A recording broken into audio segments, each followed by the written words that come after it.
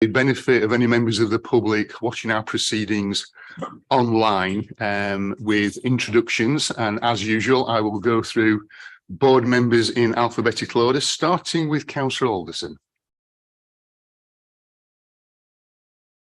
Sorry, Chair. Councillor Alderson, Guiseley and Rowan Ward. Good morning, everyone.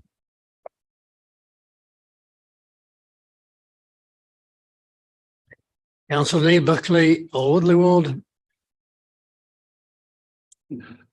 Mike Foster, elected member for Ardsley and Robin Hood.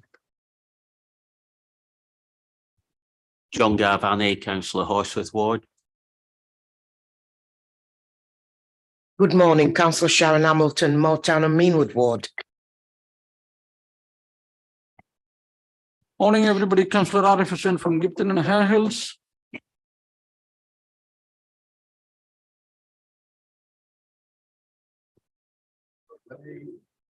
Good morning, everyone. Sandy, Councillor Lay from Otley and Yeadon Ward. Morning, everyone. Councillor Jess Lennox from Crossgates and Winmore Ward. Morning, Chair. Councillor Mohammed Shazad from the Moortown and Meanwood Ward. Morning, everyone. Councillor Nicole Sharp from the Temple Newsham Ward. Good morning, Isaac Wilson, Councillor for Wheatwood Ward.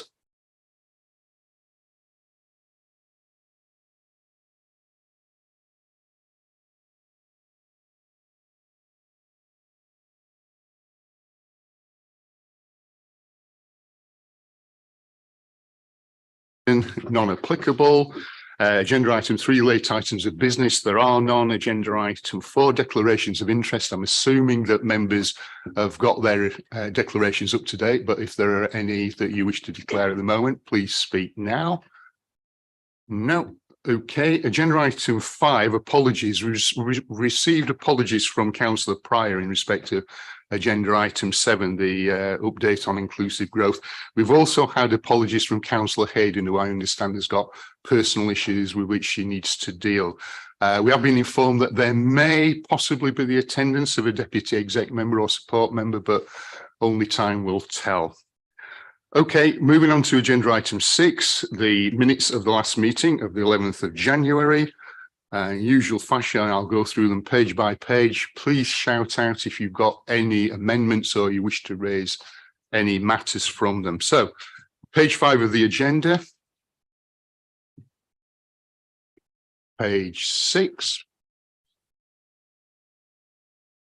Page 7.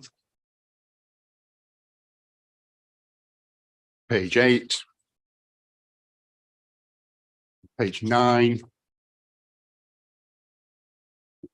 And just a sentence and a half on page 10. So in the absence of any corrections or any matters arising, I'm assuming that board members are content for me to sign these as a correct record. Okay, thank you very much. That takes us on to agenda item 7, the inclusive growth strategy update. And we have 2 officers, Eve and Fiona, who can introduce themselves before introducing the paper. I don't think it needs much by way of introduction. The introduction's really in the paper itself, but this is an ongoing annual report on inclusive growth strategy, and it's obviously part and parcel of this scrutiny board's reason for existence. So Eve, if you could introduce yourself, and then Fiona, and then perhaps just introduce the report. I assume that members have read it. Good morning, Chair. Good morning, all. My name is Eve Roothouse. I am the Chief Officer for Culture and Economy at Leeds City Council, and I have my colleague with me here, Fiona. Good morning. My name is Fiona Bolam, and I'm the Head of Economic Policy for Leeds City Council. So, Chair, following your invitation, just a few opening comments to set the scene. The report sets out the approach to the refresh of our inclusive growth strategy, which is our economic growth strategy for the city. And it also highlights examples of our achievements in relation to the existing strategy. The new inclusive growth strategy will be going to full council in July of this year. It will recommit the council to inclusive growth, restate the case for inclusive growth, and align with key strategies at the council, including the Best City Ambition, the Health and Wellbeing Strategy, and climate. The strategy will highlight some of our successes to date, but also underline the challenges ahead. It will set out an updated delivery framework, and you'll see a continuation between the previous strategy of people, place and productivity, but new big ideas which are set out in paragraph 61 in the report. It will also highlight transformational projects that we'll aim to deliver up to 2030, which will be the new timeframe for the new strategy, and confirm our approach to measurement using the Social Progress Index and how we intend to continue to use that into the future. I won't, Chair, go through all of our highlights around progress in terms of delivering inclusive growth, but I do just want to talk about one area in particular, which is the Leeds Inclusive Anchors Network. The reason I picked this area is because it was highlighted recently through the peer review as being a standout piece of work in local government and the UK and potentially internationally for how we're engaging major institutions in the city to contribute to our local economy. And the work being undertaken by the network is having a significant and positive impact on people in Leeds. So there are some specific examples in there, but I want to just briefly explain how that work has matured over time. So some of you will be familiar with work that was undertaken some years ago now, around 2018 in Lincoln Green with Leeds Teaching Hospitals Trust, where our employment and skills team reversed the recruitment process and supported individuals living in that community to get all the skills they needed to get jobs in Lincoln Green. I'm pleased to report that that approach has now been embedded and is being used in different ways, working with the health and social care system. So a good example of that is the Connecting Communities to Health and Care Careers programme, which was piloted last year and has now got courses booked right through to December 2023, which is 4-week training programmes for 15 individuals on each occasion.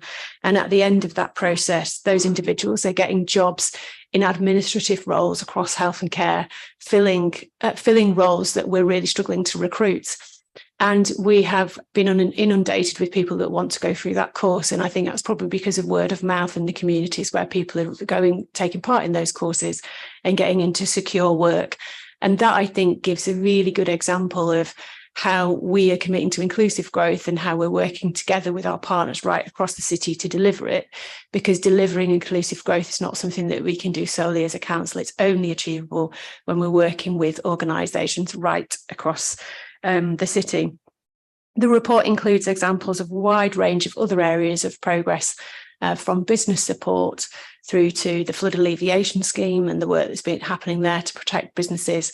And of course, critical work on transport, which is connecting communities to jobs in terms of improving bus routes and accessibility, and a whole range of other areas like 100% digital leads. And I'll leave it there, Chair, because as you say, we can then get onto questions and feedback. Thanks very much, Eve. Do members have any comments or questions? Sandy? Thank you. Thank you for that, Eve. I just wanted to pick up on the Anchors Network, actually, as that's where we've sort of started. I know they're mostly, they are all public sector or previous public sector utility providers in essentially health and education. We have other large employers, I assume, which I would classically call in the private sector much more than these. Do we work with those because they're not part of this anchor network? Do you want me to ask my second question whilst I'm here, Chair? It's unrelated to this. Yeah. My second question would be, young people continue to be disproportionately affected by employment opportunities. That's been going on a very long time, right back to when I was in the YTS all those years ago in the early 80s. And we have a government that's calling on people like me now at the other end of my work life to ask me to go back to work, because we know that we're getting more and more older citizens with, and obviously I see that in healthcare, but we've also got this very short or very small number, historically small number of young people coming into the workplace, and yet they can't find work. Is there more that we could do? So thank you for both of those questions. The first question about the private sector, as part of the work that we're doing towards the new inclusive growth strategy, what we've done is taken the progression framework, which is the fundamental component of the inclusive anchors. So each anchor organisation completes the progression framework to analyse their position and then makes commitments about how they're going to move along that in terms of delivering for the city in the context of being an anchor. What we've done is develop a version of that that can be adopted by the private sector. We've tested it with a very small number of large private sector employers, and we're going to be refining it over the next couple of months. And the aim is that by the time we launch the new growth strategy, we will have a progression framework that large organisations in the city can pick up and support. And we will design a process around that whereby in a light touch fashion, we're supporting businesses to be able to do that. And we're also looking to create opportunities to connect the private sector with the public sector anchors in order that best practice can be shared. So we're very much hoping to deliver that later in the year. In relation to your question about employment, and inevitably we can always do more in terms of supporting young people and those who want to get back into the workforce, who may have left the workforce to get in. I think within the resources that we have, we're doing a lot of creative and innovative things alongside delivering consistently our employment and skills offer to the city. So I guess some examples of the work that we're doing through the Future Talent Plan is working really closely alongside Leeds City College to help them develop some of their course offers to respond to what employers need in the city now. Because the reason that we've got a challenge is because there's a bit of a skills mismatch between those who are not in work and what employers need, because the economy is moving so quickly and the skill sets required. So where we are sitting is in that position where we can convene between employers and skills providers and help skills providers work with employers to deliver individuals who are ready to work. So an example with Leeds City College on that has been in the digital space, where we've been working with them to help them maximise their new digital T levels and to link them into employers and to make sure they've got the work placements they need to support that and create connectivity in there. But there's a wider range of some of those things. And Chair, I'm sure we could arrange for a deep dive session for Scrutiny at some point around the Future Talent Plan and go into much more detail about some of those activities that are underway. Thank you. Councillor Hamilton. Thank you, Chair. I think mine is almost similar to Councillor Lay. It's regarding the SEN, because according to this, it was the first taking place at the arena. Just asking, will we get any results with regards to what help and advise, how many jobs gone into college, etc. In the future, with it being the first. So just wanted to ask, it's okay having them getting information, etc., but we need to know the figures from those. One of the challenges we have with events like the ones we hold at the arena is that it's very difficult to track individual outcomes of people that attend those events unless they're already accessing our employment and skills services, because we don't have kind of the permissions within GDPR to kind of collect their data and then track their individual outcomes. We do measure the impact of the events and check in with those who attend and take feedback and build on into the future. But we can't necessarily say for one individual who attended that event and track all the people that are there over time what the long-term outcomes would be.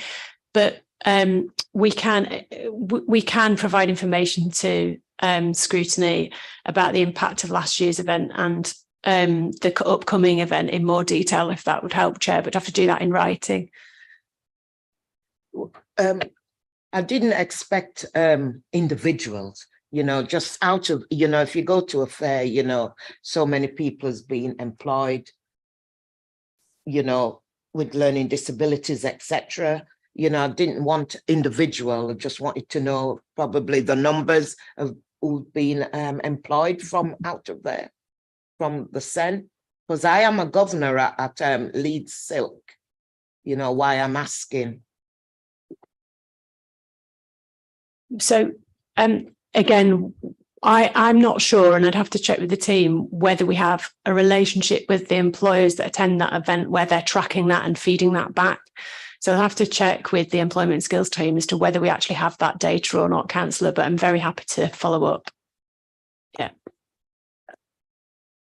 I think in the past, Steve, we have had information regarding the level of employment upon certain groups, and it doesn't completely cover the point that Councillor Hamilton's making, but people with mental health issues, people with learning disabilities, and how many of those are represented in the labour market. Do we still have access to that sort of information? Because I think that helps to fill in some of the gaps, if not all, that Councillor Hamilton's talking about. Yes, we do. We just don't have it, I suppose, in relation to the specific impact on individuals in relation to that event. And I haven't come equipped to answer questions of that nature in detail today, but I'm very happy to come back on that another time in that specific area. Okay, thank you. I mean, obviously, that's something that can feature in future reports back on the inclusive growth strategy to this scrutiny board. Councillor Alderson. Thank you, Chair. Thank you both for the report and the presentation. One of our recent community committees, we had a presentation from Active Leeds. Now, while Active Leeds wouldn't necessarily fall, using it as an example, they spoke about what they were doing and the data they were collecting. And I was quite surprised to learn when I asked about the social progress index.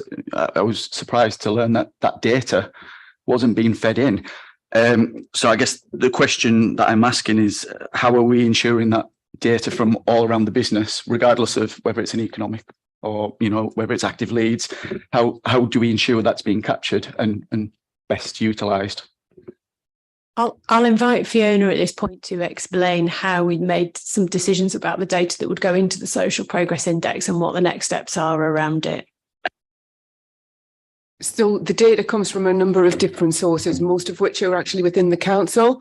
Can I just clarify your question? Are you asking about how it's being used and how we're making sure that it's being used across the council as well? Is that more what you're interested in? I guess what I'm asking is, how are we ensuring that the data is being collected from all the different areas of the council, regardless of the subject, for example, Active Leeds, or whether it's, you know, business related data? Because I was quite surprised to learn that wealth of information they collected isn't being captured in the index.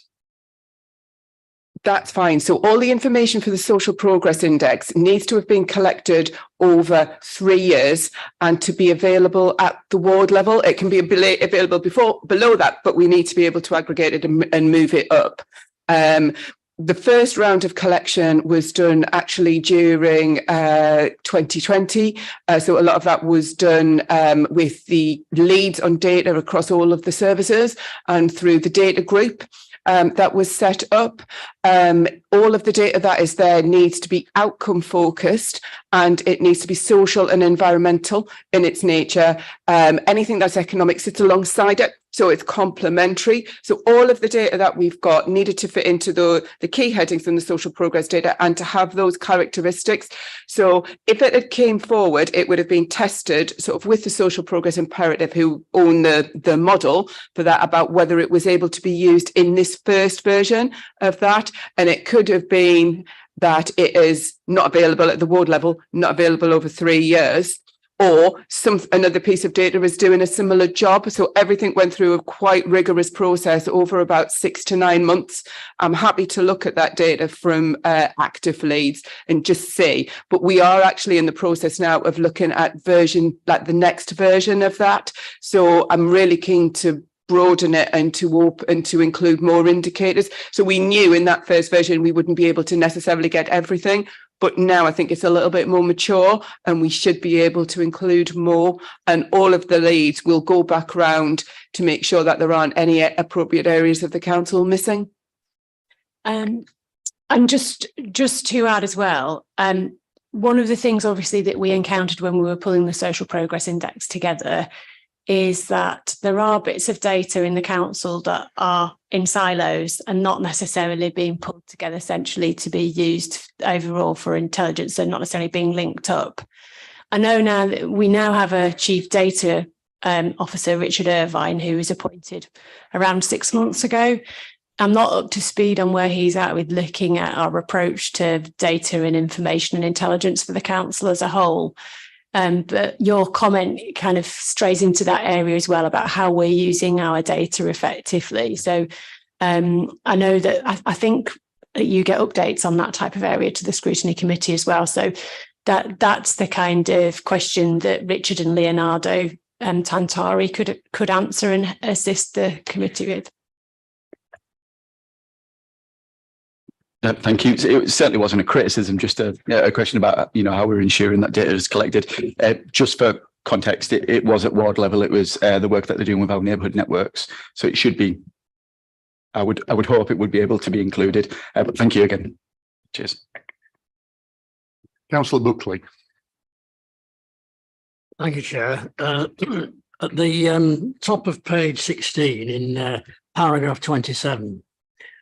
There's reference made to bus services and the improvements which are being made. And last night, as it happens, in Alwoodley, we had a bus meeting with First Bus and members of the public. And several people made the point very clearly that they couldn't get to work. And this is typically on Shadwell Lane and places like that. And they were making the point that bus services that they use to get to work are not turning up or turning up late. And this means that they have to budget to get the previous bus, because that nearly always fails. And two people said they've just given up and they've made other arrangements. In addition to that, there's another service which has been completely erased by First Bus. And I just wondered whether in the outer areas, this is actually getting worse and not better. I'm not sure that's a question that Eve and Fiona are necessarily equipped to answer, but in our very recent session on bus services, which obviously we have on an annual basis following the initial report that this board produced some years ago, it's very clear there's a shortage of drivers. There is a shortage of money going in from government. Obviously, previous investment by the government has been welcome, but there is a great deal of uncertainty about whether that's going to continue, because obviously private bus operators, and we need to stress that they are private operating companies, have lost a huge amount of revenue during the pandemic, and because they've not been able to recover the amount of patronage that allows them to achieve income through the fare box. One assurance I can give, and it's purely anecdotal, is that the problem with buses is ubiquitous across the country and across this city, and the good citizens of Inner South, I know, and of my ward, Middleton and Belle Isle, are suffering just the same problems with buses that are missing or late. But I'm not sure it's fair to try and ask Eve, who's got a kind of panoramic responsibility for this, to answer in detail. But your point's well made, Neil. I'm not trying to minimise it in any way, shape or form, but I don't think that really it's fair to put Eve on the spot to answer a question which is really one that should be answered by those who have got more direct knowledge and responsibility for bus services. But I think your general point is one that we can say amen to, and to say that it's an issue across the city. And I don't think your implication that somehow the outer areas have been shortchanged is a valid one, certainly not from my experience. And I'm not going to ask colleagues on this side of the meeting to replay the problems that their constituents face, but I think you can rest assured that almost every one of them will have tales about bus service shortcomings in their own areas. So we're going to give you a free pass on that one. Is there anything else you want to ask, Neil? I'm sorry for kind of curtailing that, but we did do this to death very, very recently in great detail, and we had representatives from bus operators, from WICA, from the trade unions, and we did have a very lengthy and detailed debate about it. And I don't think anything's changed in the meantime. But I'll let you come back on that or any other issue that you want to raise. Well, the only point I make about that is that First Bus were actually completely open, and they said, oh, well, of course, it's entirely different on the Headingley corridor, the A65, they've got buses coming out of their ears. And they made that quite clear. And so I would respectfully disagree that the outer areas are not serviced. But I'll leave it there. Well, we could get into an interesting debate here. And I think what you've described is a symptom of the privatisation in 1986 of our bus services, because what's happened is that bus operators, in order to get more and more income, have concentrated their services on the highest patronage routes. And the highest patronage routes are those main routes. And you mentioned Headingley. And yes, there are a lot of people dependent upon buses who will use buses. And that's where the bus operators have concentrated their every 10-minute service or however frequent they are. That's a fact of life. And that is a product of what was unleashed in 1986. And we're continuing to reap the whirlwind from it. Jess, I assume you want to come in on this with one of your own particular anecdotes. No particular anecdote. It's just this is why we need them back in public control, isn't it? Point number 50 in the report about the fact that. Sorry, Jess, if you're going on to something else. Oh, sorry, I didn't realise. Sorry, no, I've got a different question. I thought we were moving along. Neil, sorry. Is there anything else that you want to ask? And so, Mike, and then Jess. Thank you. Yeah, I just wanted to touch on, it's already been mentioned, the Social Progress Index. We've touched on that. I've expressed my concerns in the past because you've already said in the meeting today, it only looks at outcomes and not inputs, which concerns me significantly. I know there's a very basic Social Progress Index map that's available. And if you look at that, it pretty much highlights all the inner city wards as areas of concern based on the Social Progress Index. So obviously you assume then that that's going to guide you into, the areas that you need to look at and tackle. But there's also another map of deprivation. There's a second map.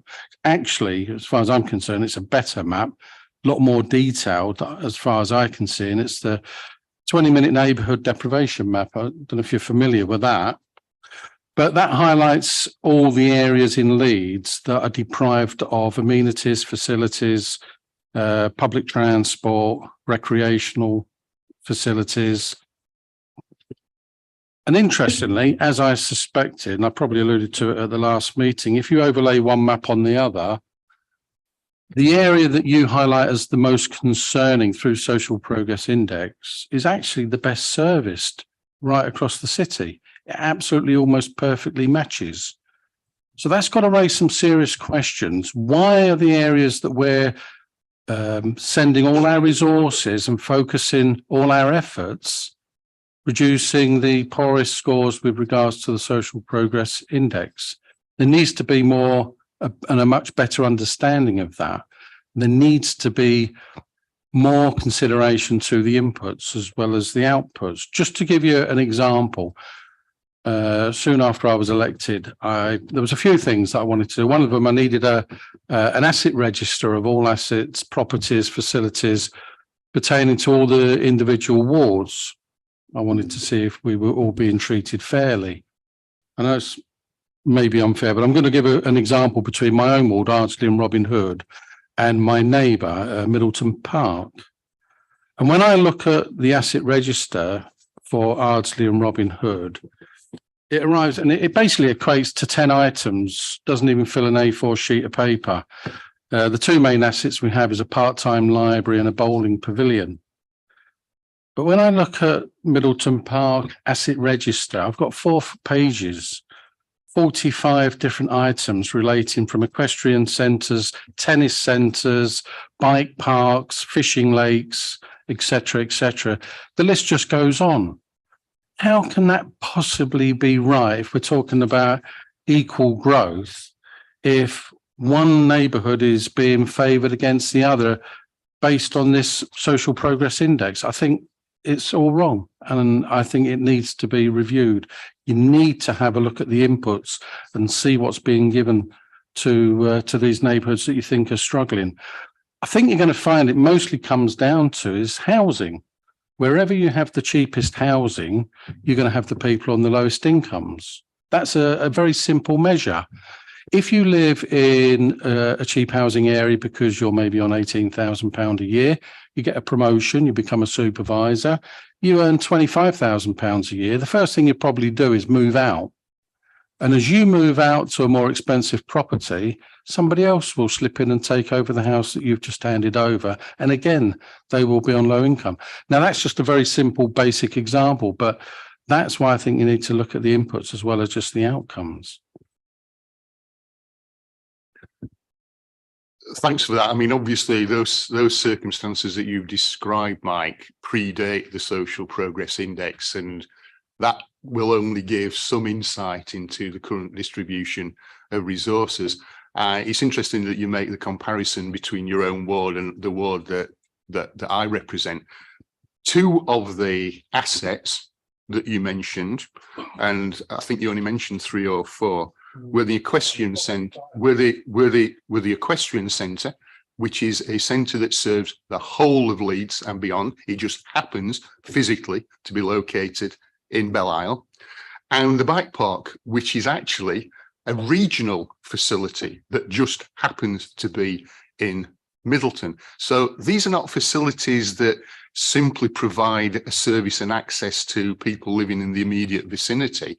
They are major facilities for the whole of Leeds and for the whole of the region. So I think you need to be a little bit more discriminating in terms of how you look at these so-called individual assets. I suspect there are many people from Ardsley and Robin Hood who come to the bike park, for example. But on the wider point, and it is a legitimate point, I'm not wanting to minimise it, perhaps Eve and Fiona would like to comment. Thank you, Chair. So I suppose it's important to remember that the Social Progress Index is one way of measuring activity across the city, just as the indices of multiple deprivation is one way of measuring and looking at what's happening across the city. And these are tools that are used for different reasons, and it's important to use multiple tools and different ways of looking at things depending on the question you're asking. We spent a long time identifying the Social Progress Index as our preferred way to look at inclusive growth alongside economic measures. And it is our chosen tool to look at inclusive growth delivery over the long term. So alongside that, of course, we continue to look at some of the data that we were talking about earlier about employment figures, footfall, and a whole range of other measures that we keep looking at to understand the performance of the economy at the city. But to really understand if we're moving the dial, we need to have a long-term measure.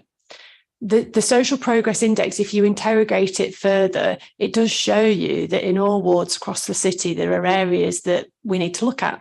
So it's not just the case that if you look at some of the areas where there is correlation or alignment to the indices of multiple deprivation. So I personally feel it's fantastic that you've asked the question, you've been looking at the data, because the whole purpose of having the Social Progress Index is for us to look at what that's telling us and then to interrogate backwards and try and understand why.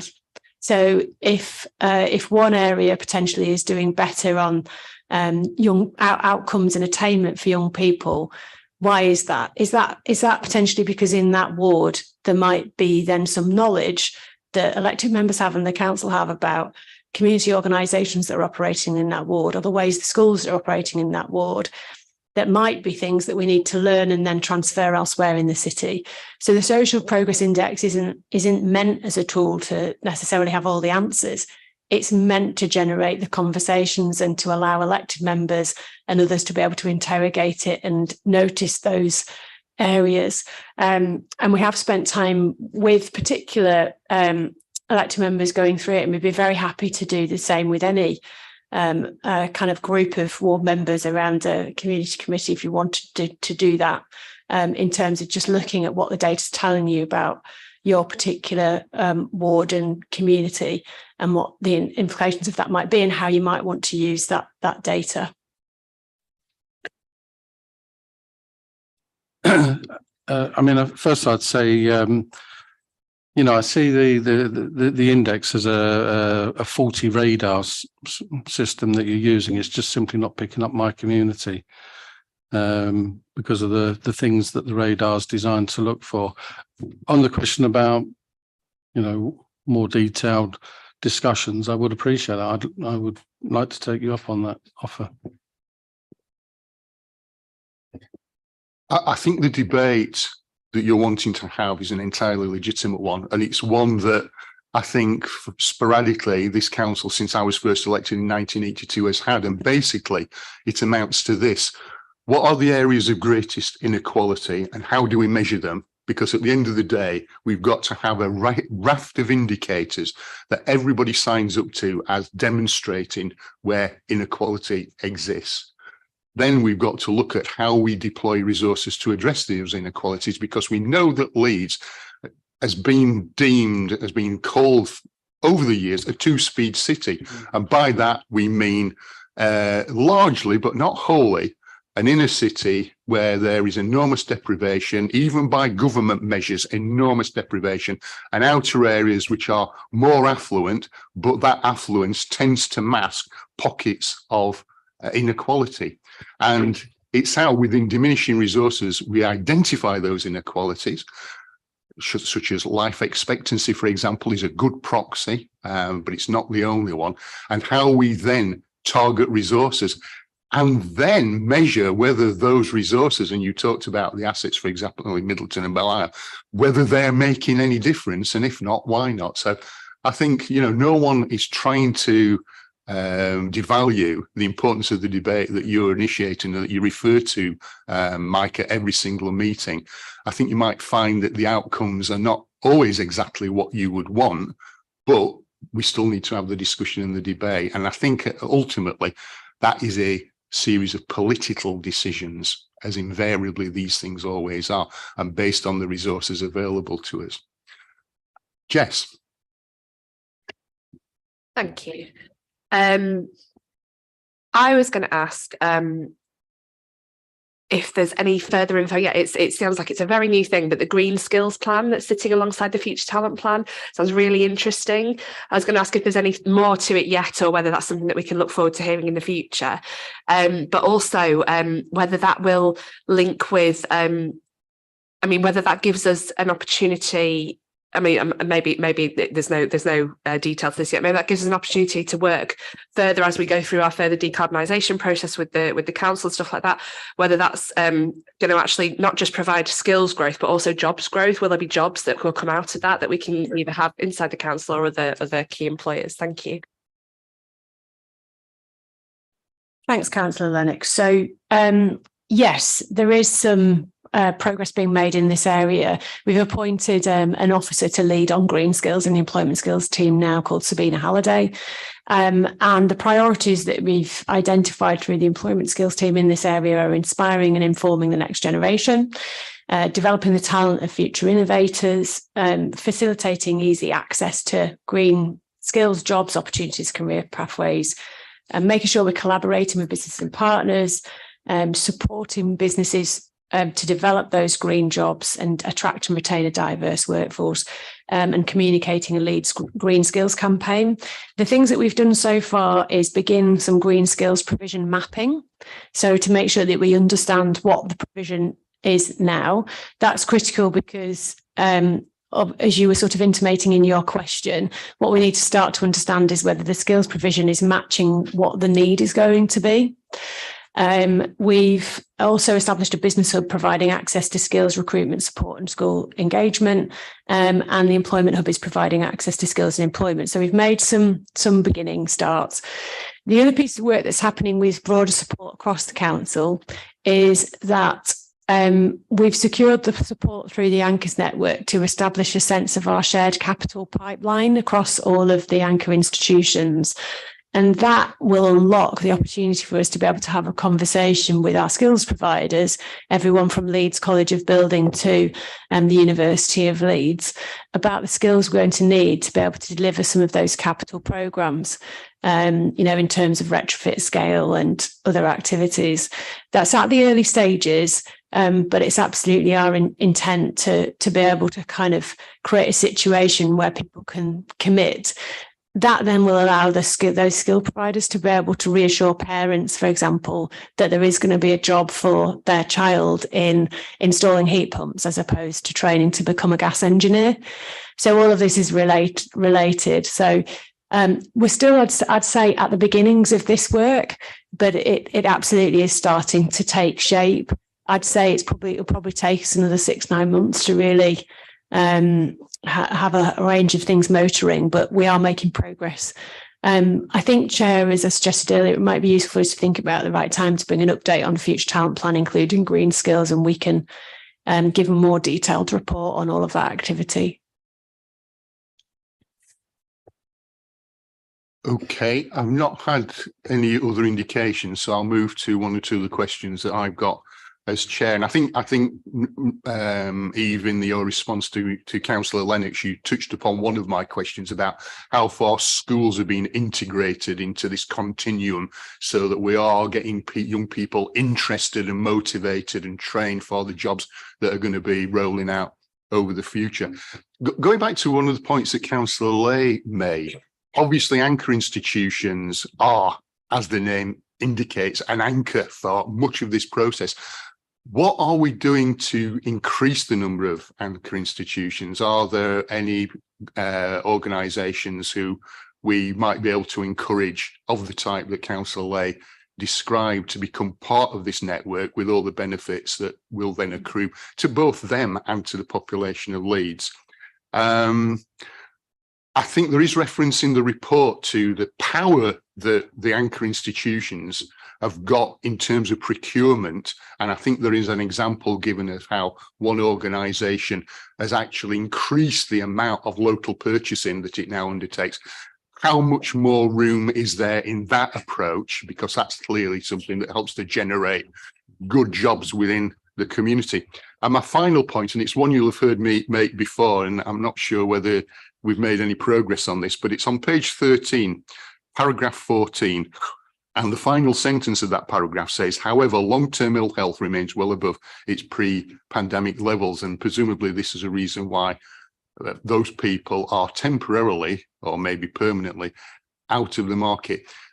Do we know how much is that is down to people waiting for treatment within the NHS? I mean, my own anecdotal experience is that going back to 1997, one of the issues I dealt with as a newly elected MP was a constant stream of people coming along who couldn't get back into work because they were waiting surgery and or physiotherapy.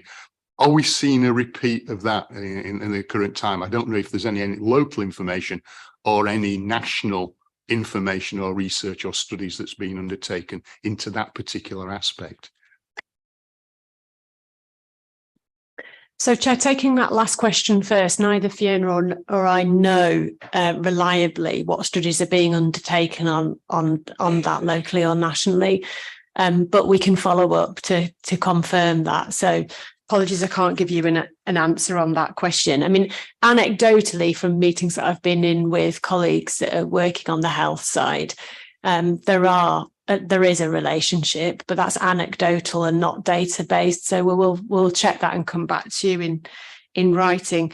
Your other two questions. So increasing the number of inclusive anchors.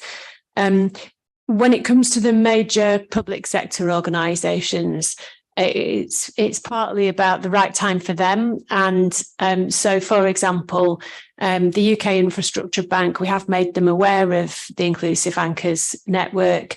And so they know it's part of the ecosystem in Leeds.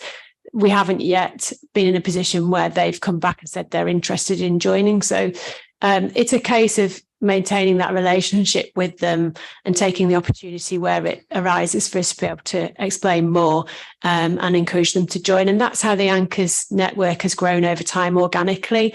So, for example, the British Library joined at a point in time where our relationship had built more strongly with them, and they were more engaged with the city, and they felt that it was the right time to join the network. So we're always keeping in mind that it would be powerful to bring in more members, but they have to be the principle of the core Anchors network. This microphone's a bit poor, so hopefully you can still hear me okay. The principle of the core Anchors network is keeping it focused on large public sector institutions or quasi-public sector institutions. And that came from a review that we did in summer 2020, where it was just felt that is a better balance to keep it that way, because it doesn't start to be sort of a salesy type conversation with private sector organisations wanting to sell to public sector organisations, particularly when you're talking about procurement. So that's why the private sector progression framework is being developed in parallel, and then we're going to create opportunities to bring the two forums together, and that's why it's being designed in that way. Hopefully that answers that question. And then the procurement question. We have a procurement subgroup of the Anchors Executive Group that meets regularly. They recently asked if we could look into providing some support in some way to revisit this question you've exactly raised. And so we haven't formalised that yet, but we are looking at how we can do that, because you will recall, Chair, having been chair of this scrutiny committee for some time, that there was a piece of work done in 2018 by the Centre for Local Economic Studies, where they benchmarked the Anchors network at the time about where the influenceable spend was in the procurement pipeline. And that's what led to Leeds Beckett University making substantial progress in what they've done, as noted in this report. So it's quite timely for us to potentially look again at that and look at what the scope of possibility is, both through our own procurement channels, but working with the other Anchors networks. So that'll be something that we look to progress in the next municipal year. Okay, thank you, Eve. I have no follow-up questions to that. And in the absence of any other indication, I shall wait for 5 seconds in case the spirit moves anyone. No, okay. So thanks very much, Eve and Fiona, for your attendance and for your responses to our questions. I think it's been a good, again, another helpful session. And we will give you a few seconds to move out while our colleagues from essentially, oh, I thought they were planning move in.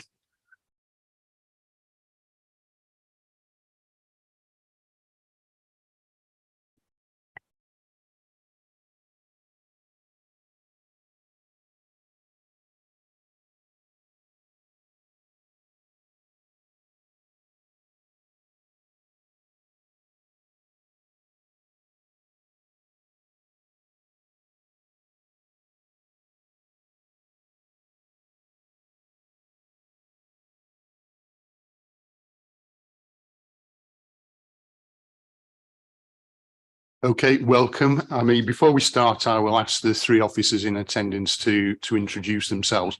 But basically, just to say that, again, this is another follow-up from a previous inquiry that was undertaken jointly with another scrutiny board. I think a very effective piece of work and collaboration into housing mix within the city, by which we mean, are we getting the right house at the right tenure, in the right price, and in the right place? And I think there are elements of this that are showing progress, some of which are not showing quite as much progress as I think members historically have wished to see. So with that brief introduction, if the officers could introduce themselves, and I think then will it be you, Martin?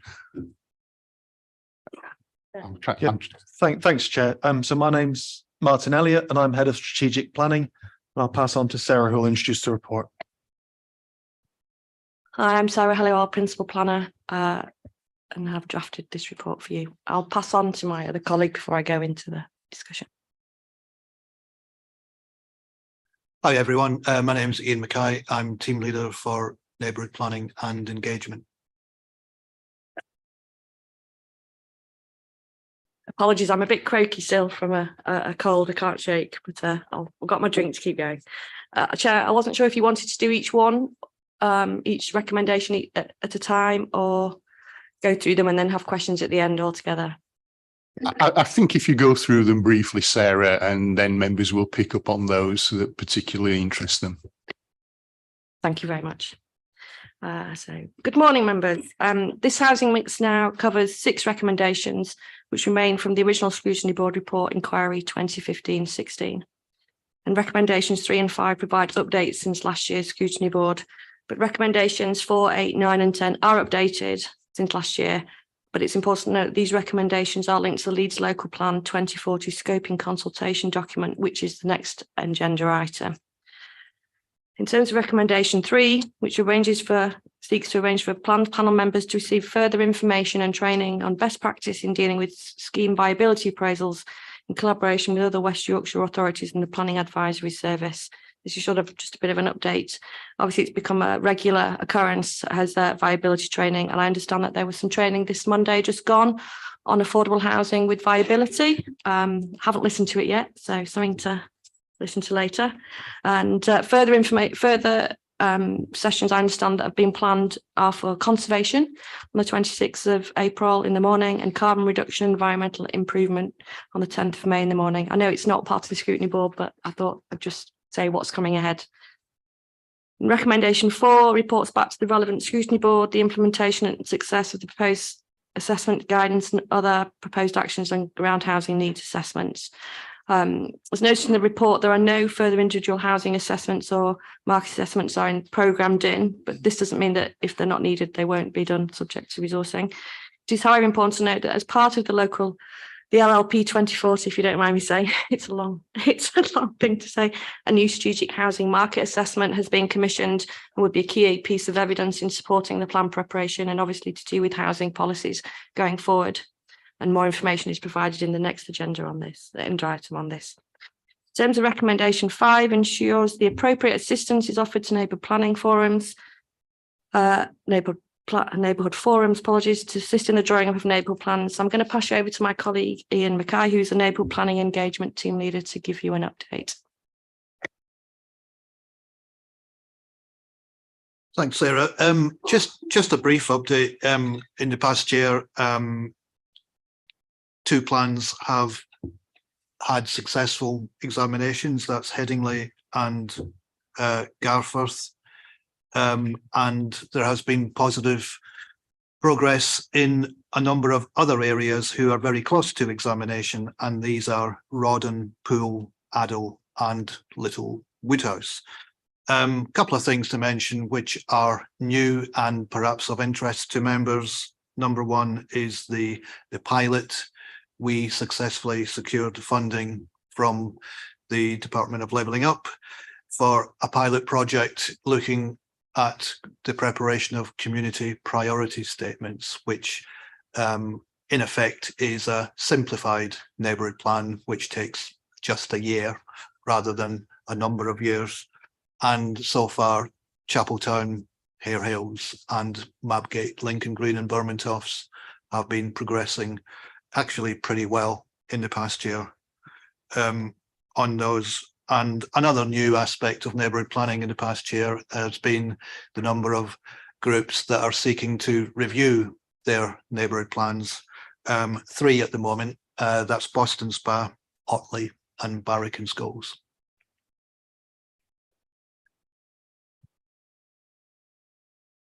Okay. So it's recommendation 8, reports back to the appropriate Scrutiny Board the improvements to housing mix achieved through the practice of discussing mix at pre-application stage.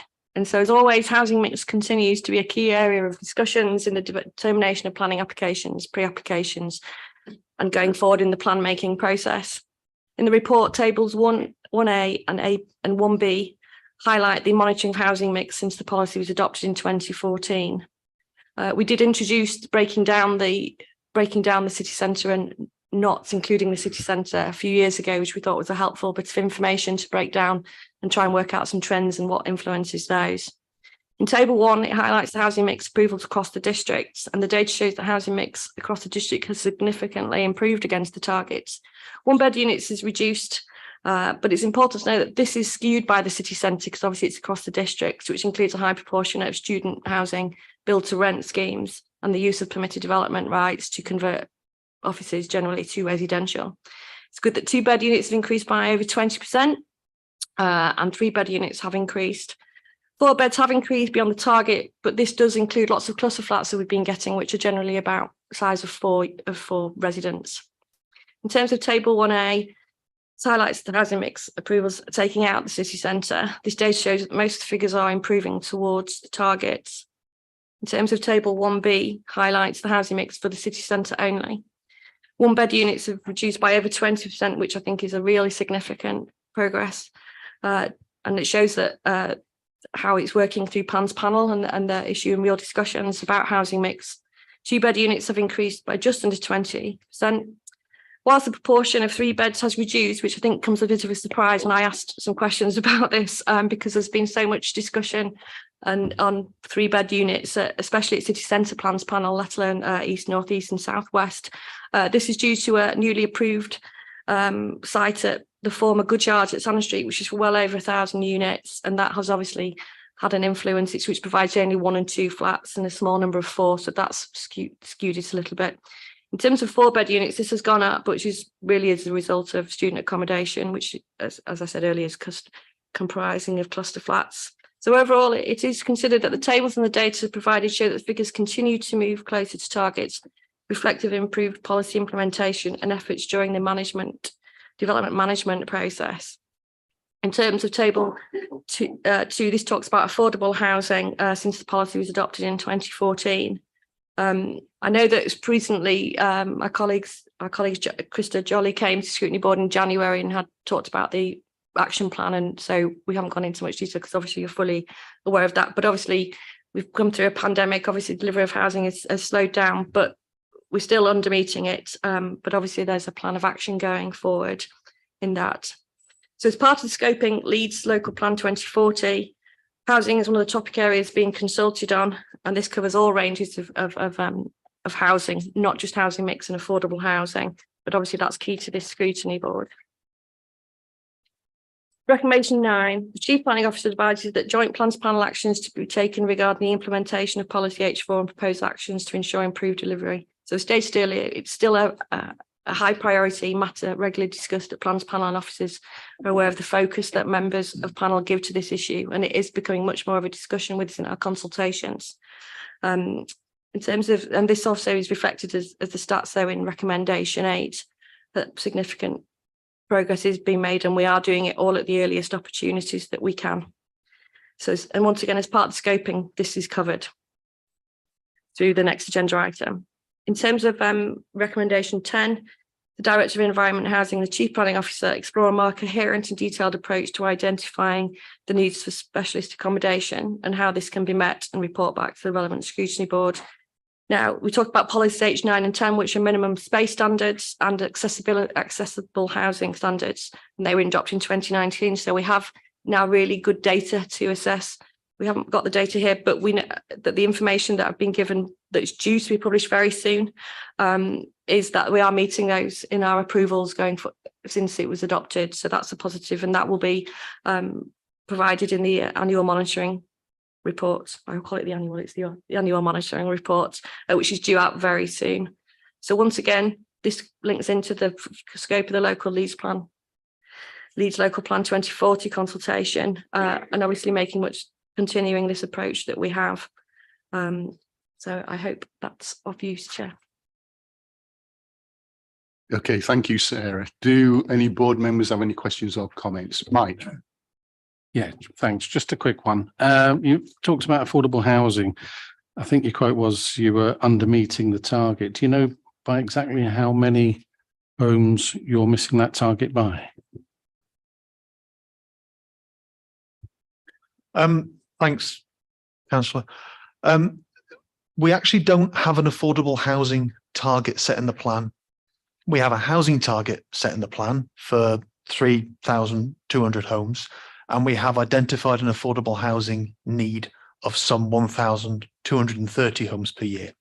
But we know that we're not going to meet that affordable housing need because we know that the corresponding amount of investment that we can provide, and the sourcing of affordable housing from market housing via Section 106 simply isn't happening at scale. So what we do report on is we report on the total amount that we've delivered in each year, and you'll see from that table that there's particularly low delivery from Section 106, but where we've got grant assisted and we've got the Leeds Council Home Programme, those have actually increased over the past 10 years.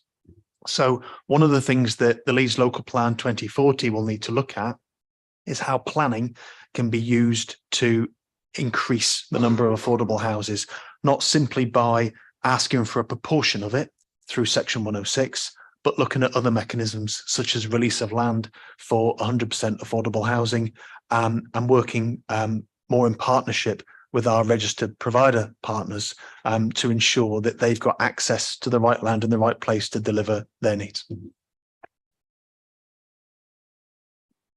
Actually, yeah, just a genuine question, because I wasn't sure. I'm relatively inexperienced in this, but you mentioned the 106 money.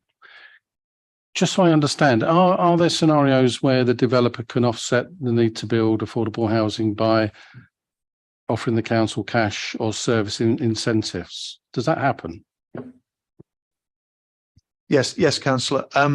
So generally, the policies that we have in the local plan require the affordable housing to be delivered on site.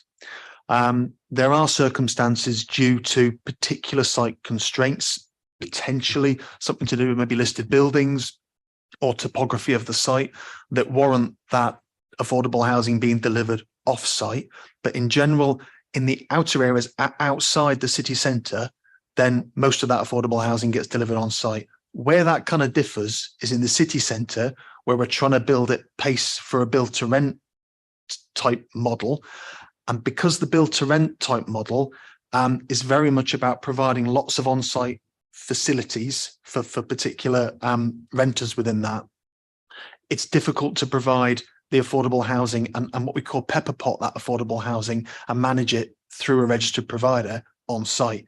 So we'll tend to see more of those commuted sums happening through development decisions within the city centre, but they get recycled where they can into city centre schemes, and we've got two schemes, one at Cecilia Street, which I think is in the process of being delivered at the moment, where those monies are spent.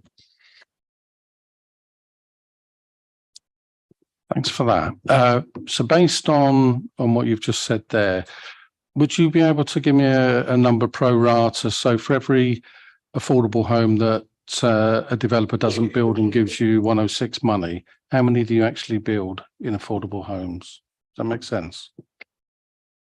It makes perfect sense. I can't give you that off the top of my head, councillor, but I can certainly go back to colleagues who deal in more detail with that information, and we can provide you with that answer. Just following up on that, I think, is it fair to say that the money we receive for off-site provision does not provide as much accommodation as if it was provided on-site?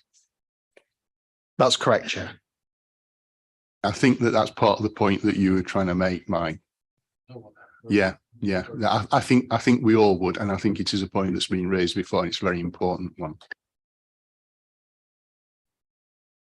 Councillor Buckley.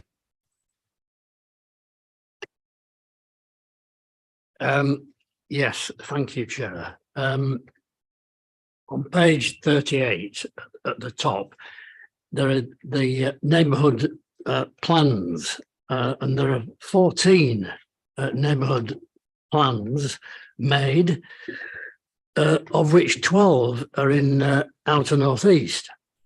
And I just wondered, particularly given the reference to the three which are being reviewed at the moment, whether you could point to any single thing that's been achieved by any of these 14 plans, because certainly in Woodley's case, there is nothing that they can say. They've had a plan now for what, 5, 6 years, 7 years, and they can point to nothing which it has achieved. So if you could tell me what those 3 reviews are for, please, I'd be very interesting. Before you come in on that, this is an issue, Neil, that you managed to identify where there is commonality between the two of us, because I've always been an agnostic about neighbourhood plans. Tremendous amount of time and effort goes in from the community, but I'm not sure that it actually achieves anything other than that which would be achieved through the normal planning process in the absence of the plan.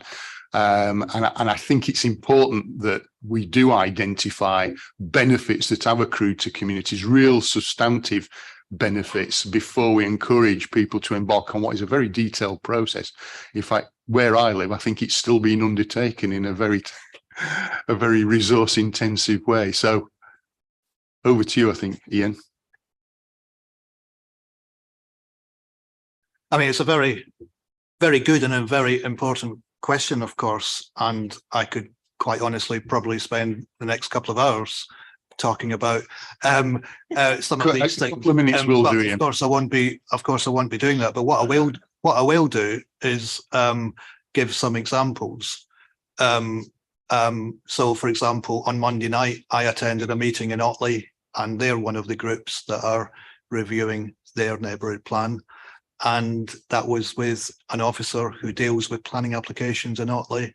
And the neighbourhood plan has made a difference in terms of determining planning applications in that area. There have been many examples where the plan has been used positively, and that's not coming from me. That's coming from the neighbourhood planning steering group of Otley Town Council. But in addition to that, neighbourhood plans have identified over 300 local green spaces, most of which would otherwise not have been protected. And these tend to be the smaller green spaces that are not identified in the site allocations plan, which only protects green spaces above 0.2 of a hectare. There's non-designated heritage assets, again, a comparable number, probably around 300 have been identified, many of these in the outer north east area. And in many of the inner city communities, I think, aside from the normal planning benefits, I think for the first time in many of these areas, there has been a community forum working on a vision, working on objectives, working on delivering change with not only the council but other organisations. And I think in Chapeltown, Hare Hills and Mabgate, that is happening at the moment. And I think I'm very happy with the progress that's been made. One other example I would give, also in the outer northeast area, is that the Walton neighbourhood plan didn't have to, but actually allocated 3 housing sites in order to meet local housing needs. One of these sites has already been more or less delivered. One is about to be granted planning approval for 14 homes, and the other, there is a public exhibition taking place for a site for 4 homes next week. So these are some of the benefits. Generally speaking, the reviews that are taking place are about reflecting on the clarity of the policies in the neighbourhood plans, the relevance of them, because some of them have become out of date, and how robust the language of those policies are. And I do think that's an important consideration. It's worthwhile pointing out that the review of neighbourhood plans, that's very much the groups themselves knocking on the council's door and asking for support to review those neighbourhood plans. It's not that we are encouraging those groups to do so. I mean, we are having full discussions with those groups about what it is you're actually trying to achieve and whether that endeavour will be worthwhile. Yeah, I would just say very briefly that there seems to be an awful disconnect between the amount of time and effort that people put into making the plan compared to the outcome.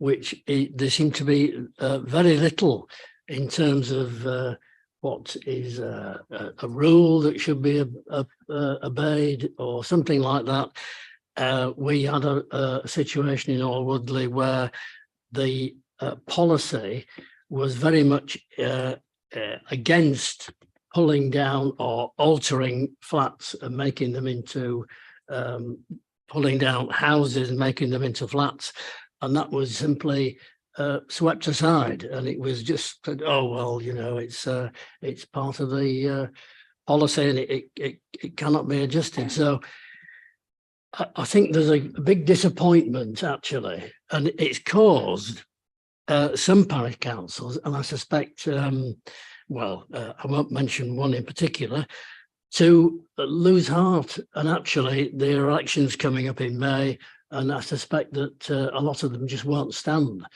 because of this disappointment. I mean, I think one of the positive byproducts, as I say, I'm agnostic and tend to see myself in alignment with you, although clearly the office has demonstrated that there are improvements, is that it does create a nucleus of local people who, irrespective of the local plan, are interested in planning issues and therefore are sufficiently equipped to respond to planning applications, small, medium and large. But that's not a product of the neighbourhood plan. That's the product of people getting together and developing that awareness and expertise. Ian, or any of your colleagues, I don't know if there's anything else that you want to add to this before I move on to other questions. Thanks, Chair. It's really just for clarification. I think one of the issues is a lack of understanding of what a neighbourhood plan actually says.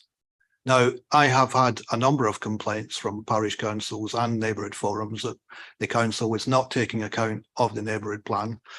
And upon investigating those complaints, they have largely been unfounded. And the Alwoodley example is one of these examples, because there is no policy in the Alwoodley neighbourhood plan that would prevent such a building from being demolished and used for blocks of flats. And I think that's part of the issue. There is no policy, and there probably could be no policy, because what would be the evidence to have such a policy? And so I think that is a big part of it is clarity on what is actually in the neighbourhood plans. And we have all learned a lot about neighbourhood planning in the past 10 years and what makes a good policy and what a neighbourhood plan should be doing. In an ideal world, I think one of the first things a neighbourhood plan should be doing is allocating sites for affordable housing to meet local needs. And I think those neighbourhood plans that do that are by far the best and by far the most relevant. But there are also plans, and it's my final word on it, that are pushing at an open door in planning terms, because anecdotally, most of the people who've asked me over the years about, well, is it worthwhile having a neighbourhood plan, have hoped that they were an instrument for preventing housing development of the type that Councillor Butley's mentioned, or garden grabbing, as we used to call it, or other developments. And clearly some of them never embarked upon the process because they were told very firmly, no, it does not allow you to do that. If a neighbourhood plan identifies sites for housing, well, they're pushing at an open door in planning terms, and I'm sure a welcome by planners in many respects.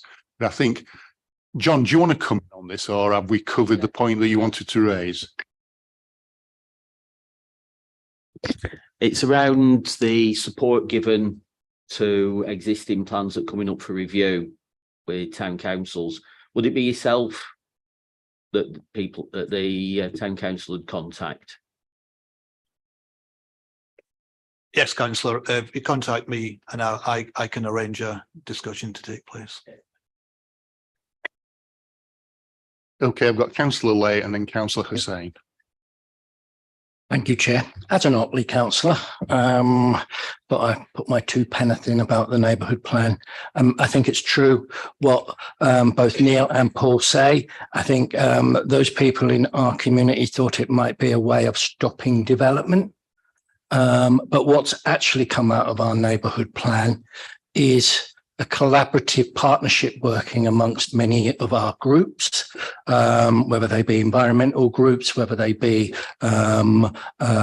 business groups, or whether they just be community groups. The town council is very much using its neighbourhood plan to drive some of its Street Vision 2030 stuff.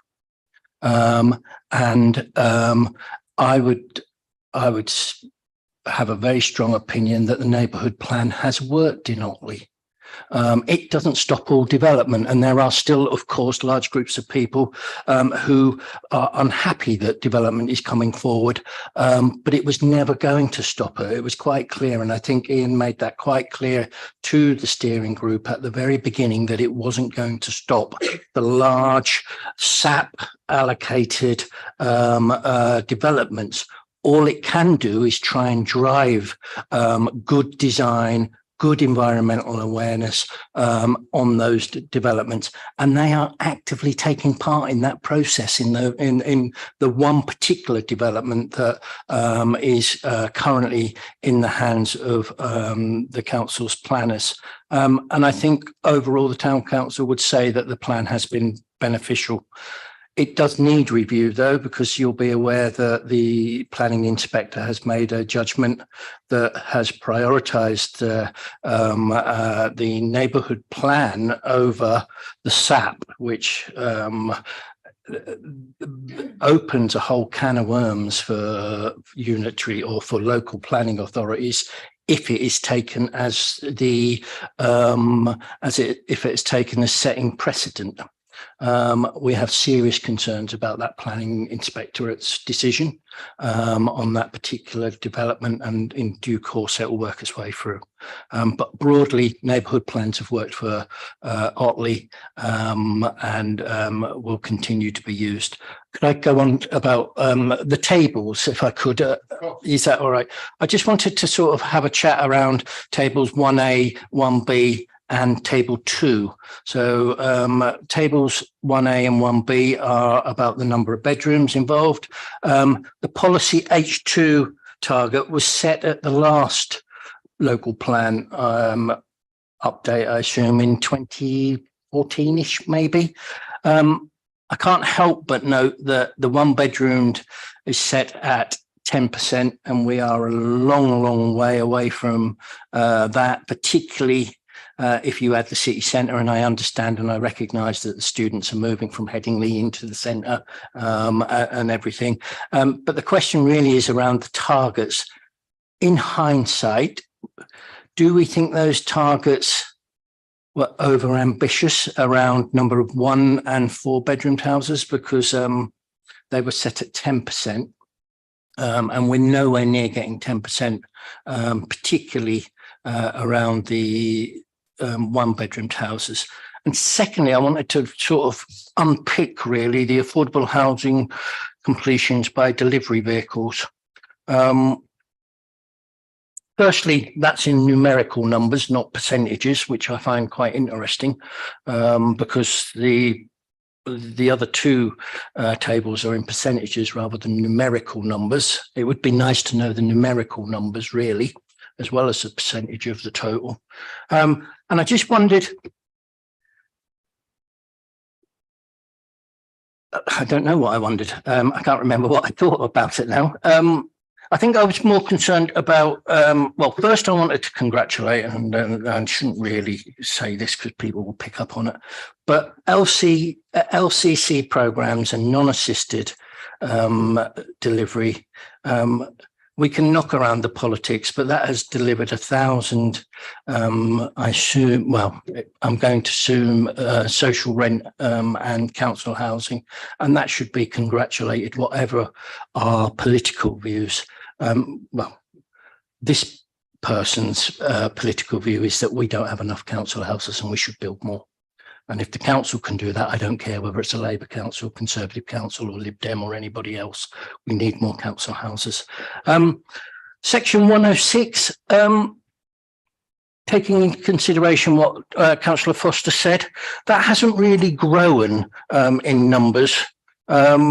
as much as I thought it would, with a local plan that had been signed off with a 5-year plan and all of those things that prior to the core strategy being approved, we were told that there would be unmitigated disasters of developments across the city because we couldn't prove a 5-year plan, etc. And I thought that the core strategy was going to force volume house builders to build more social housing. And it clearly hasn't, affordable housing. And it clearly hasn't. What's gone wrong? Well, I'll let officers pick the bones out of those questions, but I think it would be useful to know how far the concept of viability, which over this period has now been enshrined in law, has actually had a downward pressure on the number of Section 106 affordable housing that we've seen. I shall tackle housing mix, which core strategy H4 obviously adopted correctly in 2014. This is where it's I think when we discussed it last year, possibly it's an awkward one because actually the policy doesn't have the targets or the ranges in. So actually it talks about long-term need and taking into account character and location. So actually it's not, that's got the full weight. That is the policy that we are implementing. The supporting text, which includes the preferred mix, is district wide. But obviously a fallback position appears to be that people just go straight to that. So obviously, if you look at the ranges, and we've had the range, we decided to leave them in because the ranges we thought would be a question. So obviously people are going to that, but in the historic reports that have come for the last how many years, if you have a range, of 0 to 50%, then depending on the nature of the market or the developers, and who's coming forward to develop sites, may choose to work on the minimums or the maximums. So in the old days, we had basically no 4 beds and things like that because it was a 0 thing. So obviously, we're working hard with our colleagues to implement it. Obviously, it is discussed, and I think we are working towards it. But obviously, we're going forward now into scoping through the local plan review 2040. So many phrases to use, and that actually is going to be something obviously we're looking at, and we'll wait for what evidence comes through the SHMA of how we're looking at areas and this, that and the other. So that's what we have, that's what we have to work with, that's the most up to date policy and supporting information that we have. So that's what we have to work with, but we are aware of the issues and we look forward to receiving response, comments and views on how we can take the housing mix forward. Thanks, Councillor Lay. I think there's one thing that's important to stress that I think answers both of your questions. And I think it is that the location of the significant housing growth in Leeds that we thought we'd have back in 2014 hasn't materialised. And by that, I mean, we've had far more housing delivery in the city centre than we thought we would have back when we set the core strategy and its policy.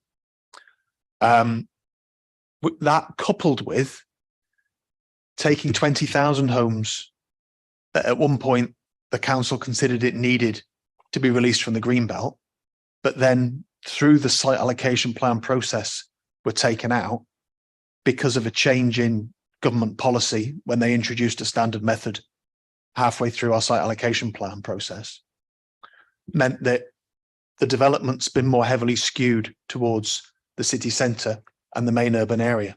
Now, in the city centre and the main urban area, we're only seeking 7% affordable housing, whereas in the outer areas, we're seeking 35% affordable housing.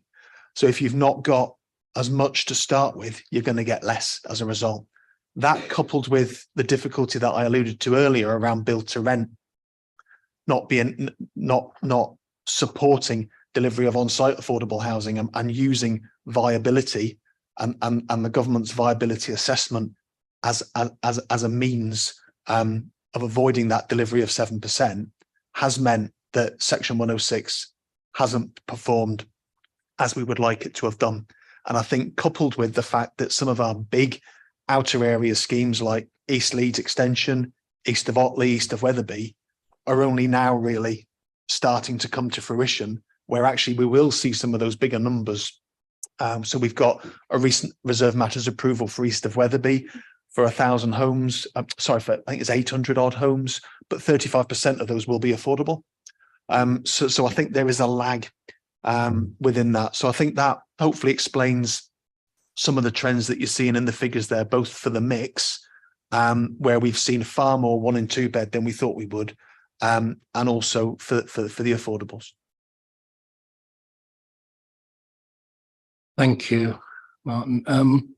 For the benefits of the hundreds of people watching, the 3 people watching, outline, and for me, because it's my first year on the on this scrutiny, why is viability so important? Is that just about developers' profits?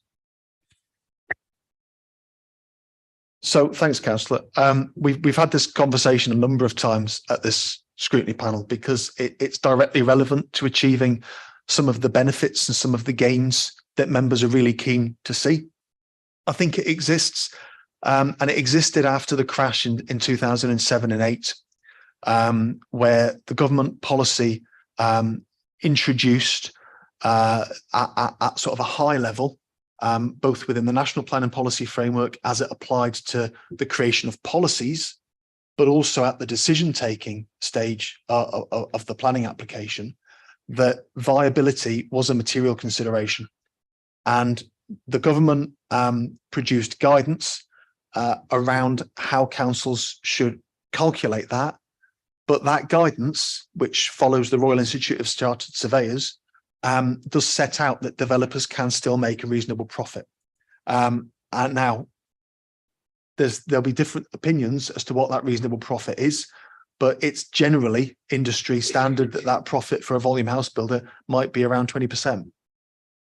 And that's been accepted in courts, that's been accepted through the planning inspectorate, and that's the system that we work within. Now, what you'll know is since 2007-8, when I think there was hopes that we'd be on an upsurge in terms of an economic upsurge and economic growth, that happened to some extent, but obviously we've had the pandemic, which has had implications on viability. We've had the Brexit, which has had significant impacts on supplies and costs, building costs. And we've also had the war in Ukraine, which has also affected those costs.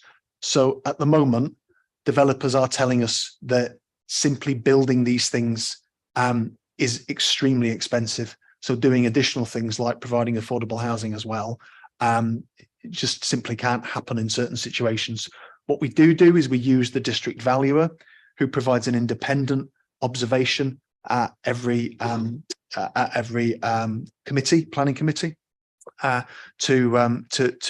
actually provide an independent view as to whether or not that viability case holds or not. And then it really is for members at those panels to take a view as to whether they accept the development and the benefits that development brings. But the balance is that often we don't get the full affordable housing.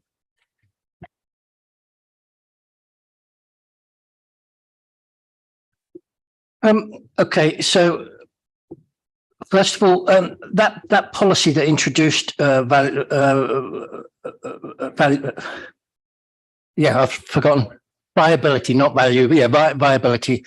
What year was that, Martin? Can you remember? Because as just answer that quickly. So I think that was very much enshrined in the National Plan and Policy Framework 2012, and then there's been more guidance on that ever since. I thought my lot would be to blame. Was hoping you were going to say 2009 and then I could blame them. Anyhow, my second question around viability then. The problem is, isn't it, is that there's always, it's a bit like the price of petrol or fuel. It goes up like a rocket and it comes down like a feather. And we have had, in the last 5 years, some shocks to the housing market, whether it be Brexit, whether it be the pandemic, whether it be the war in Ukraine. Costs go up, but they should come down. But they will come down very, very slowly. And yet for the next 5 years, the developers will go to the valuer, district valuer, and say, we're still suffering the effects of the pandemic. We're still suffering the effects of Brexit. We're still suffering. So in the end, nothing changes, does it? Because it just only ever goes up. It never comes down. Just before you come in, I attended a session for members. It was open beyond just planning committee members with the district valuer.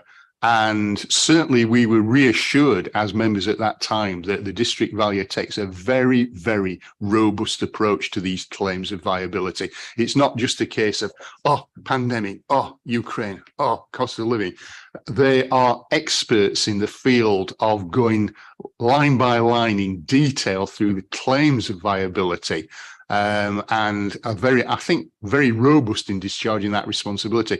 So they aren't developers' dupes. And I think if there are changes in costs, then the district valuer has the expertise to say, no, can't let you get away with that any longer.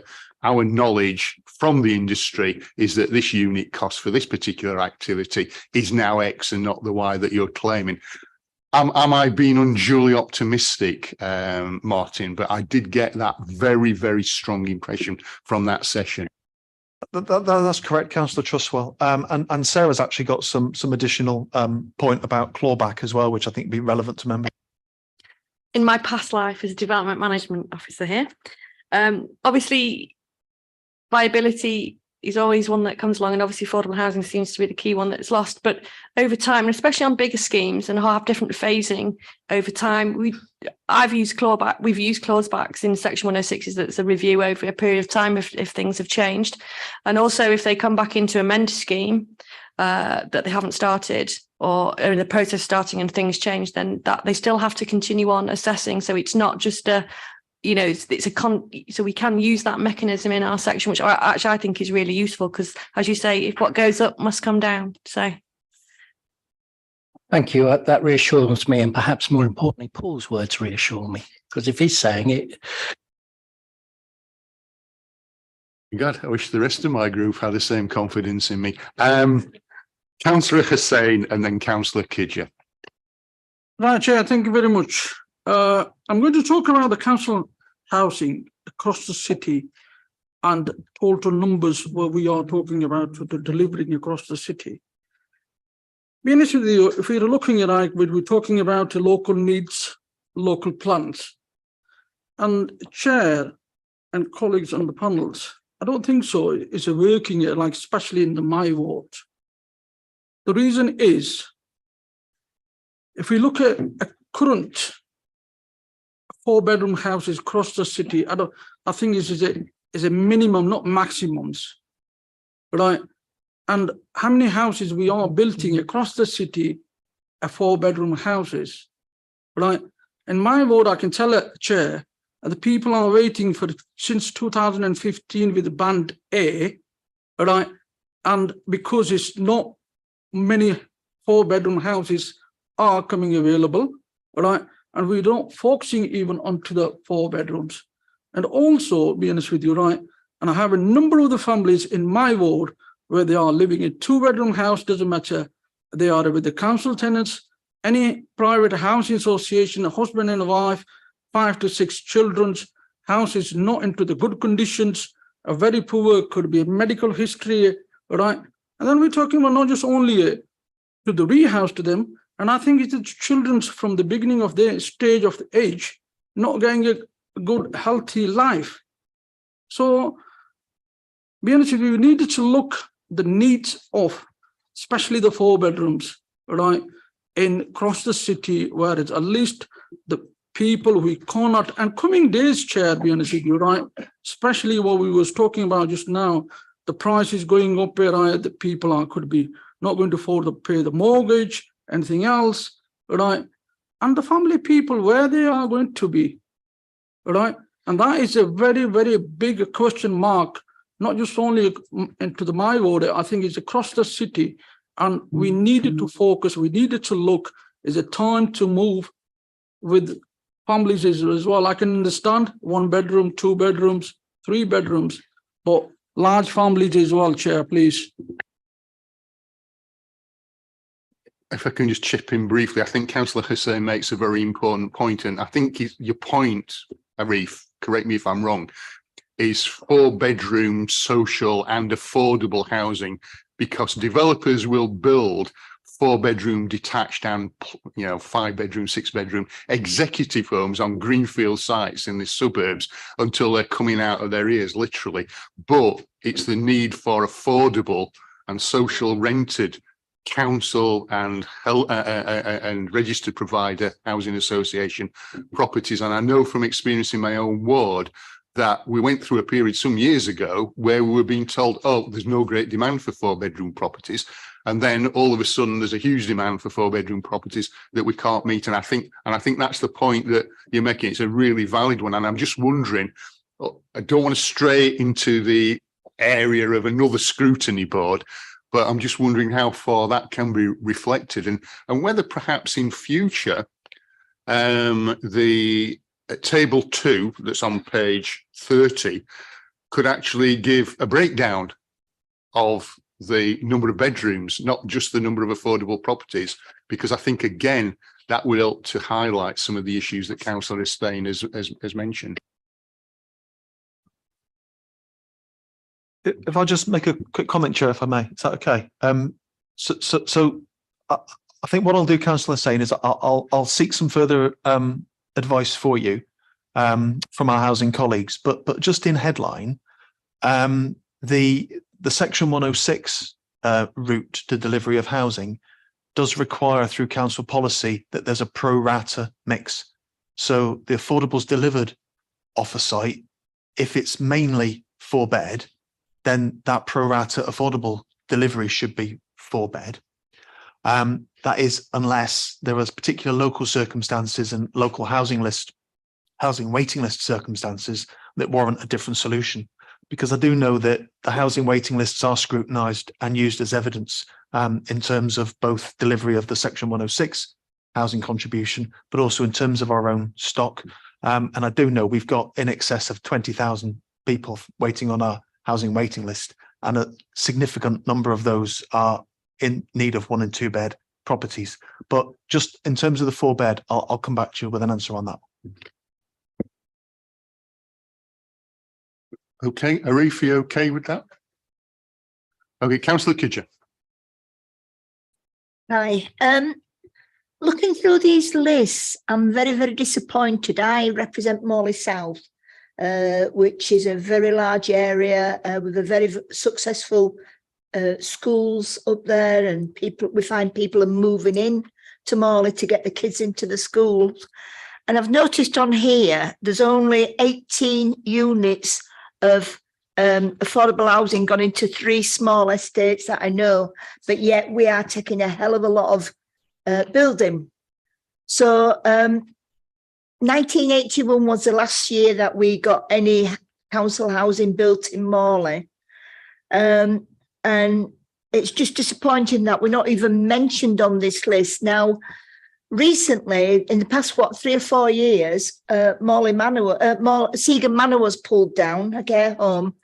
And we've had meetings, and as far as I'm aware, and I'm hoping this will happen, that we are to have some affordable housing flats where it's going to be for older people over 45s, genuine Morley people, and there's no mention of that here. So that's 2 parts of my question. And then the last part is, I've noticed here on page 36, what exactly does this mean, the current position, February 2022, where you're talking about the town deal? What does that have anything to, the money that's coming into Morley, the 24.3 million? As far as I know, that's nothing to do with the housing. But it's saying about developing a business case for the town's fund. Is that to do with the town deal? Is it connected with that or not? It's just that, we in Morley, we call the town deal, the town fund, as this money being brought in by the government, which is to be spent in all sorts of things, but there's nothing of housing. Councillor, I think that's in the appendix 30. Is that in the appendix, the list of sites? Is that correct? I'm just looking at page 36. Sorry. position, Yeah. February 2022. Yeah. That was talking about housing need assessments and housing market assessments, or things that were used for thing. But I think, and I'm not involved in Morley, but I think the hope is that that'll bring people to the area. But I'm not fully in the loop on that. But yeah, but we obviously Morley's got a number of sites in affordable. It should be fitting in with policy. But the Morley Town Fund is obviously seeking money to regenerate and hopefully bring people to the town. But Martin will add some further.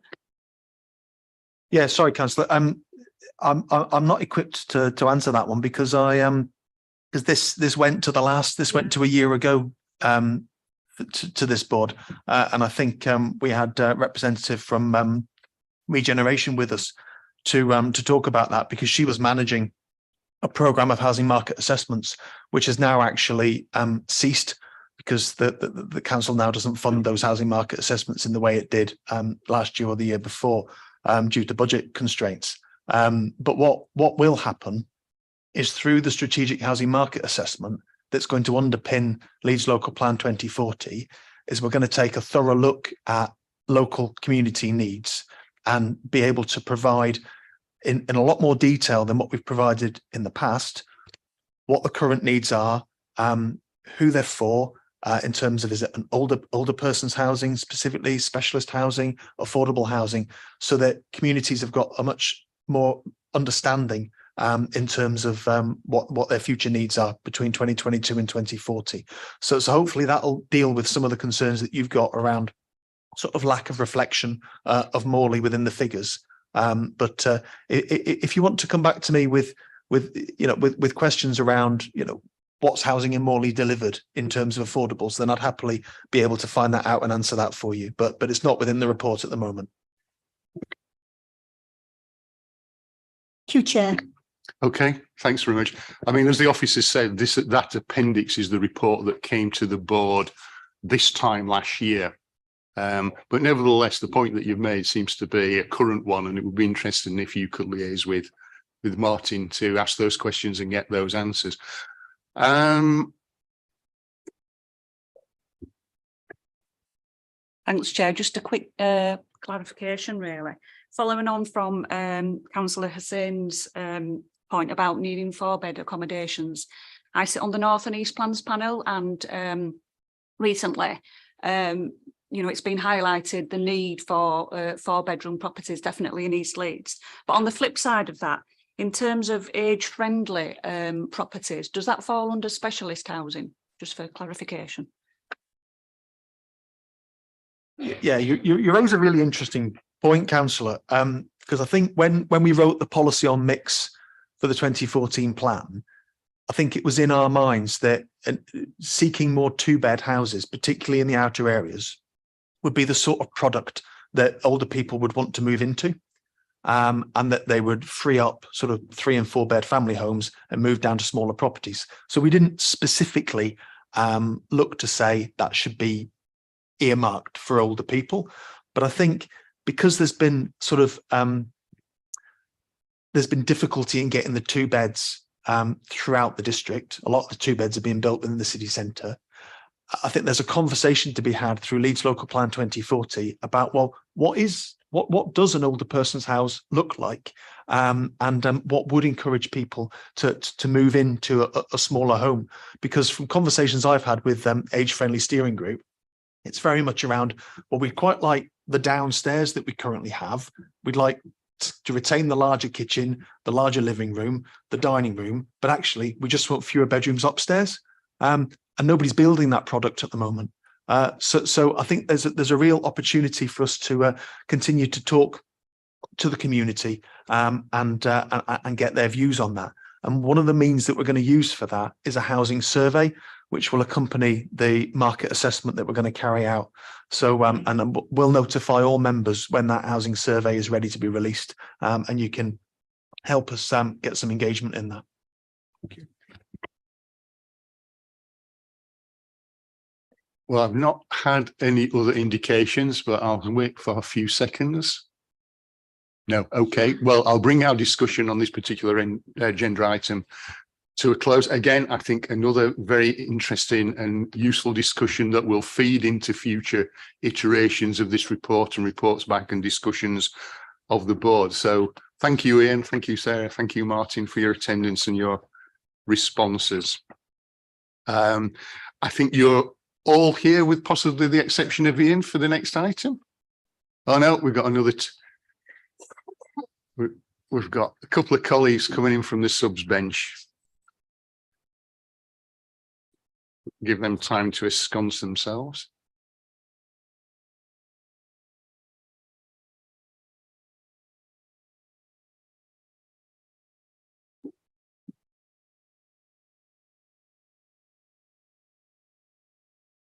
Right, I'm going to ask the officers to introduce themselves, and then whoever is introducing the report to do it briefly, and assume that members have certainly read the covering reports.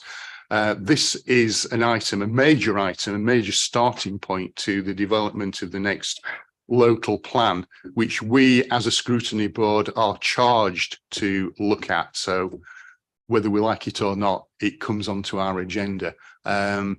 If we feel we need more time, we could perhaps have a working group, but let's see how the discussion goes and how far members are happy that we've explored all the issues that they wish to. Okay, so starting with you, Adam. Hi, everyone. Well, yeah, I think we're in afternoon now. So good afternoon, everyone. My name's Adam Harver. I'm the Group Manager for Policy and Plans. Hi there, I'm Caroline Harris and I'm a Principal Planner in the Policy and Plans team. Yes, so just in terms of the report then, so this is a report on the Leeds Local Plan 2040, which we've just taken out to the very first stage, the scoping stage consultation. And just to sort of recap, as I think members will be aware, so we're updating the local plan for Leeds in 2 stages. So we've got the local plan update, your neighbourhood, your city, your planet, which is focusing on policies most directly relevant to climate change. And that's been through a number of rounds of consultation, and now it's at a relatively advanced stage where we've got detailed policies. The Leeds Local Plan 2040 is going to look at other topics and needs up to 2040, and it's at a very early stage in the plan making process. So in essence, we've done some initial research and into what we think the scope and the issues that this plan will need to address. And we're now at consultation on that proposed scope. So with a headline list of topics and some of the key issues and considerations for plan making. And what that does is that kicks off a process where we start to develop a lot of evidence on what the needs are, what the requirements are, and looking into these issues in more detail, and start to think about, well, what might be the options for the plan. And our proposal is that we'll then take those, when we get to that stage, we'll do a further round of formal public consultation on what the options for development might be before we then draft detailed policies and take the plan through the sort of submission and examination process. So the consultation is underway, and it's going on between the 10th of February and the 24th of March. There's 7 key topics that we're consulting on. We're proposing would be included in the scope. So they are the spatial strategy, so how Leeds should grow and where new homes, business, other types of development should take place across the district. Also looking at housing and what the needs for housing are in different parts of the city. And I think sort of following from the discussion that's just been had, looking at what the general needs for housing are, but also sort of really drilling that down and getting an understanding of what the local needs are for different types of housing in different parts of the city, and making sure we can use that evidence to make sure that we then have the right policies in place to respond to that and make sure that's what development that takes place in the city delivers for us. Also be looking at economic development, so how much land and floor space is going to be needed to support the growth of a wide range of economies across sectors of the economy. Looking at the role of centres and looking at our planning policies to make sure that they take into account the various changes that have been made to the way that the high street and the city centre are used in light of move to online shopping, the pandemic, and also various national planning policy changes. We'll also need to look at minerals and waste and make sure that we're planning adequately for the extraction of minerals and the processing of waste that will arise in Leeds over the period to 2040. and looking at transport and connectivity. So making sure that we have the right policies in place so that we can make sure that planning and development enables people to travel by more sustainable options where possible. And finally, we sort of recognise that there's a wide variety of other planning policies in Leeds which have a really important role in helping to shape development as it takes place, looking at things like heritage, landscape, community facilities, rural development, agricultural land, lots of detailed policies that are really important, and we need to review them to make sure that they remain up to date, reflecting up-to-date national policy and also reflect our local priorities. And as part of this, I think, and generally across the plan as well, there's an opportunity for us to use this update to streamline the local plan to make it easier to use and understand. Alongside the consultation on the Leeds Local Plan 2040, we've also launched a call for sites, which is essentially asking people to identify to us any land or buildings that they'd like to be considered if we do identify a need for new land to be allocated for development. So at this stage, we haven't got so far as to know what those needs exactly are going to be. We're simply asking people to put land, make suggestions to us, and they'll go into a pool of sites that will be able to assess if there is a need for additional land. And to do that, we've developed a new online tool, which we're hoping is a more inclusive way that they can go on the website, they can show us on a plan where it's going to be, they can identify what sort of uses they think they'd like to see. And I think, we know that the industry developers will use this, but we're also hoping that local people, you may know of a brownfield site in your area and you think, well, that'd be a perfect place for affordable housing or something to take place, and they can bring them to our attention through that way. We've got a wide variety of material produced to support the consultation. So alongside the main consultation document, we've also developed a summary document, which we've sort of designed to be quite visually engaging. It's got lots of pictures and infographics, and designed it to be sort of quick and easy to read and easy to understand what are the big issues that we're talking about as part of this. We've also got a dedicated page on our website where we've got all of the consultation material, and we've also got videos on there which talk through each of the topics, just giving different opportunities for people to engage and sort of digest the material in different ways. There's a survey which goes alongside that, which we're sort of encouraging people to use to respond to the consultation, phone, letters and emails. However people want to respond, that they're welcome to do so, but we are sort of encouraging the use of the survey. And I think we know from our past experience on consultations that tends to be the most popular way for people to respond. We've got a series of drop-in events taking place. So we were at the Merrion Centre last Friday. We're going to Kirkgate Market this weekend, Leeds Trinity next weekend, and we've also got an evening event at the White Rose Centre. And we're also doing sort of more targeted engagement. For example, we went into Garforth School last week to speak to young people about the proposals as well, and also going to a number of neighbourhood planning group meetings during the consultation and also afterwards, because I think we recognise that whilst we need to do this formal 6-week period of consultation to meet the requirements of the regulations and to meet the requirements of our statement of community involvement, the conversation about the local plan 2040 isn't going to stop after 6 weeks. It's just a starting point, but we can continue to have those discussions. And particularly as sort of new evidence and details start to emerge, we want to be sort of continuing to have these conversations outside the more formal consultation stages. So I think that's all I was planning to say really, but we're just here today to sort of ensure that you're aware of the consultation that's taking place, and we really welcome any sort of questions or comments that you have. Thank you for that. Adam, Martin, anything to add? Okay, do members have any questions or comments? While you're cogitating on that, I'll throw one into the mix to start the discussion. You talked about the call for sites, and if I were a betting man, though, I probably wouldn't get very good odds. I'd be straight into William Mills to put a bet on this issue, as it always is, being one of those that will exercise the minds of our residents and constituents, as well as elected members.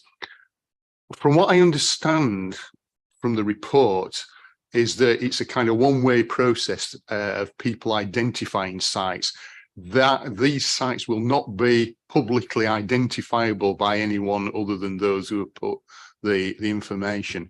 So I suppose the question, and we did discuss this very briefly at Chair's brief, is when they might be publicly accessible. Is it the case that sites will be put on this particular portal, that they will be looked at as we move towards the next part of the process, and people will only be aware of them if and when they form part of the draft plan that's put out ultimately for consultation? Or will it be possible for members of the public, to get sight of what sites have been put forward, so that they are aware that they are potentially being examined well in advance of the process? And I throw in one final sentence. I can see that if we don't do that, then we'll get freedom of information requests to elicit that information from the authority anyway. I think that last point is probably the crux of the issue in any event. In any event, we would wish to be open and transparent about these issues. Just to be clear, these are sites that are being put to us, so we're not necessarily forming a judgment on them. So I don't think necessarily there's anything to hide in terms of that, but it's just about making sure the timing of that is right. I suppose there might be an argument for certain sites that we might think have got zero chance of coming forward, and potential upset or anxiety being caused by communities seeing them on a plan and thinking, oh, it's on that plan, therefore it might be coming ahead, when in reality there may be very, very little chance of such a site coming ahead. I think what we need to do there is just be clear on the information that we give when we do publish that information. Formally, we'll obviously have to publish all of the sites, whether the ones that we think are scoring well and the ones that we think are scoring badly, just to allow people to make comments on them anyway. And that would form part of the sort of second round of consultation that Caroline alluded to. But yes, we do recognise that it will be advisable to publish everything in an open and transparent way. Yeah, I think that's a very important point, because this issue has exercised this council and its members and the public year on year for a considerable period of time, and there will always be those people who think, right, we might have successfully opposed this site, or it might ultimately have been taken out through legal action, but now the developers are taking this as an opportunity to slot it back into the process. So I think from the point of view of the council's reputation, the earlier we make this information available to the public without having to be prompted into it by freedom of information requests, is probably the best way forward. Councillor Hamilton. Thanks, Chair. I think you've asked my question in a way, but I'll just go on to ask about, it says call for sites, gypsies and travellers show person. When the council has suggested site for the gypsies and travellers, we have lots and lots of objections. Do you think anyone will come and identify sites? Because everybody don't want it in their ward. So how are you expecting to get sites for gypsies and travellers and show person? Thanks, Councillor Hamilton. So we are obliged to deal with housing needs in all its form. And that includes the needs of gypsies, travellers and travelling show people within the district. So we are engaging separately with Leeds Gate, who are the charitable institution that represents gypsies within the district.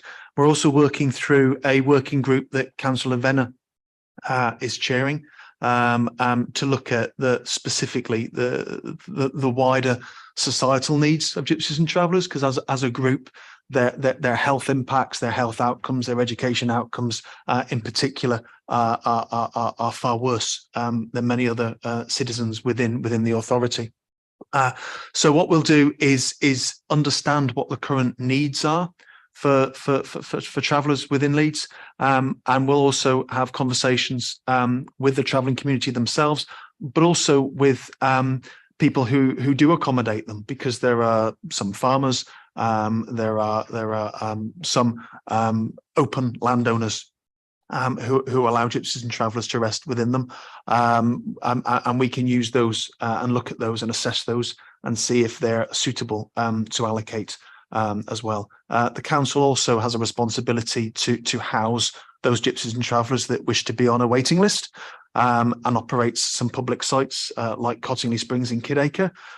So that we'll also be looking at our own land holdings to see how many more we may need to provide for on our own land.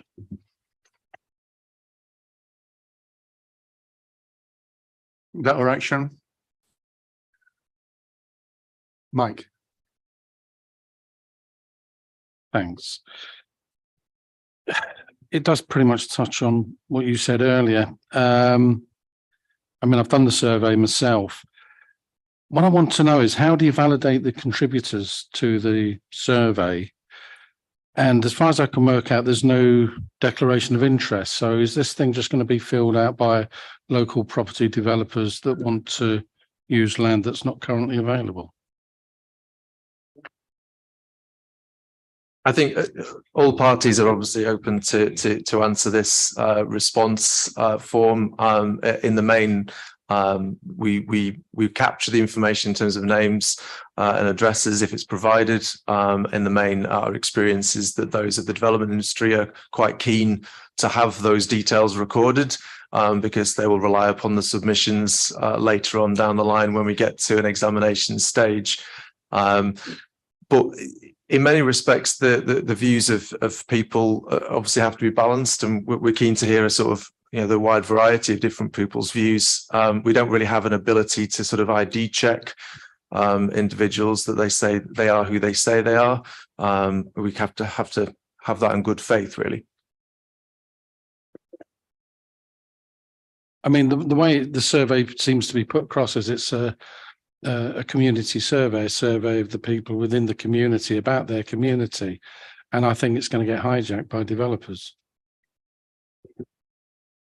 I think that's an interesting point, and I think obviously it's an important point. I think our experience is the developers don't engage with these surveys. They tend to write quite long submissions via email, and deal with the issues they want to deal with rather than use a questionnaire. The questionnaire is, as you say, I'm pleased that it's coming across that way, that this is designed for the community, to help. We're trying to engage people who perhaps wouldn't usually engage in planning issues, and we frame questions in that way. I would expect a lot of the development industry will choose to perhaps even bypass that questionnaire and will submit comments via another medium, to be honest. But we can obviously review that to make sure that we feel that that's a robust and an open way of doing things. But as I say, it is difficult for us to be able to ID check, as you can probably appreciate.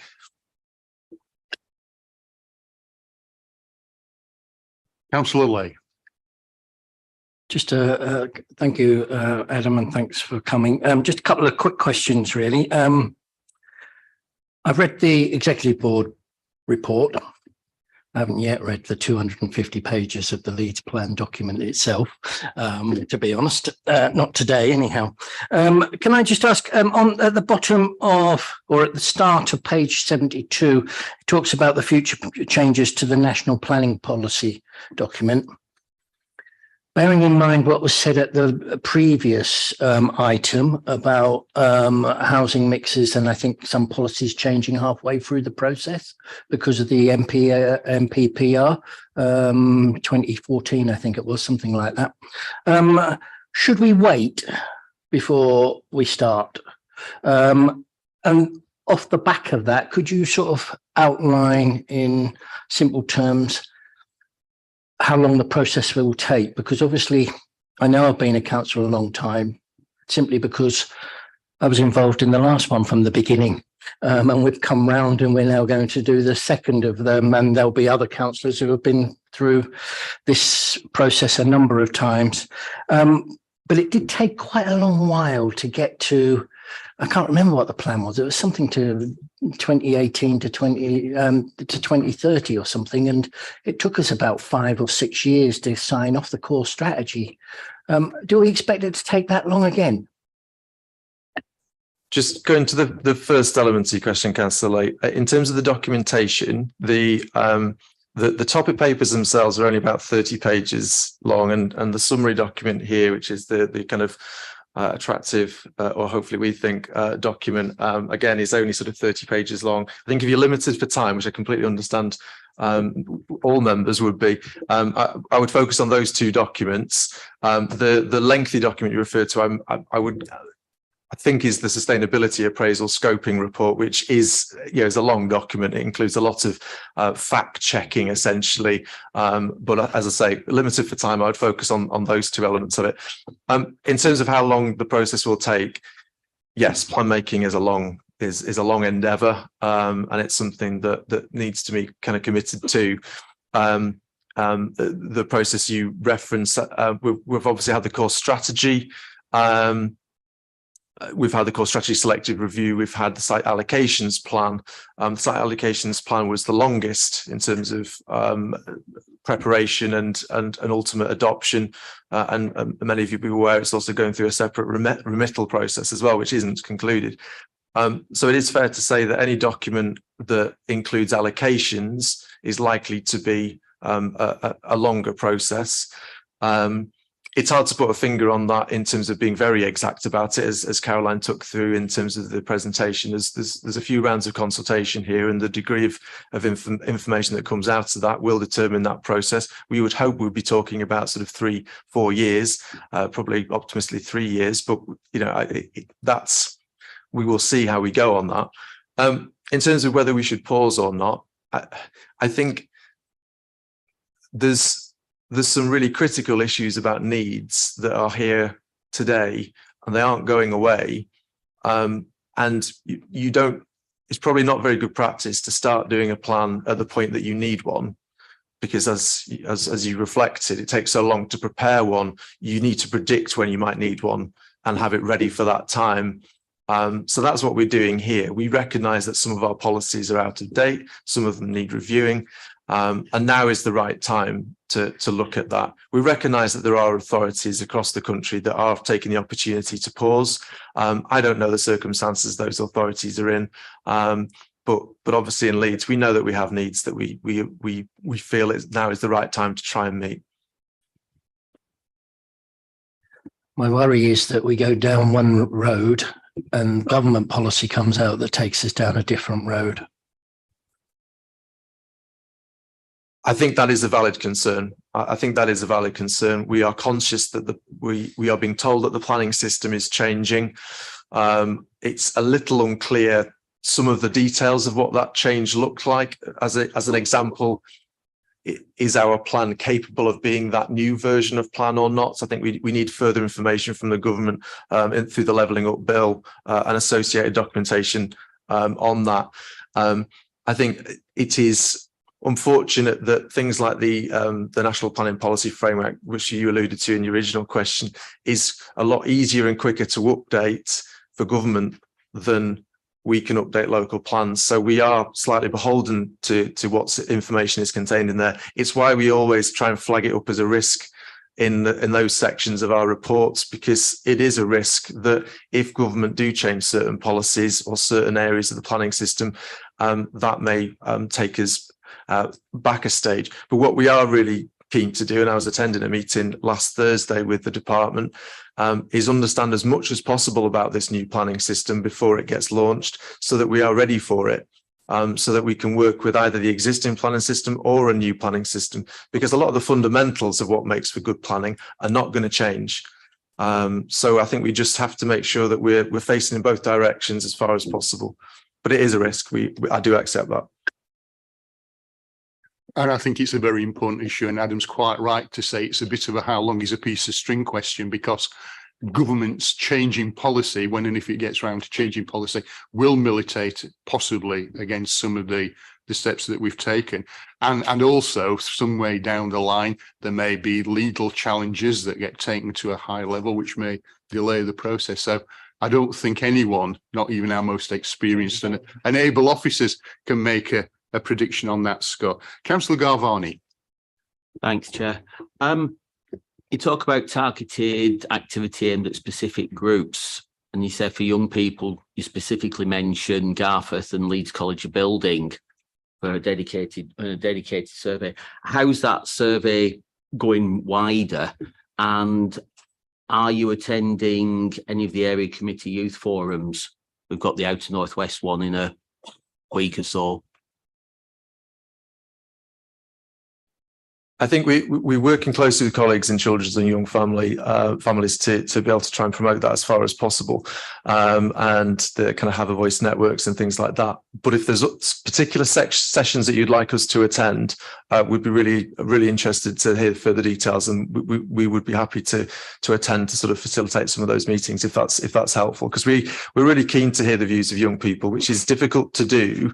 There's a lot of noise out there and a lot of demands on their time, a lot of distractions. What we've developed is a young person's survey as well, which is deliberately tailored to sort of try and appeal to young people, which is shorter than the normal one, which we are trying to get out there.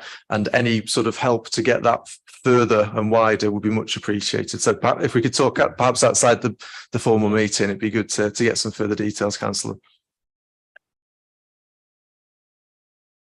Okay, I've got no other indications, so I have a few questions and I'll put them in two tranches.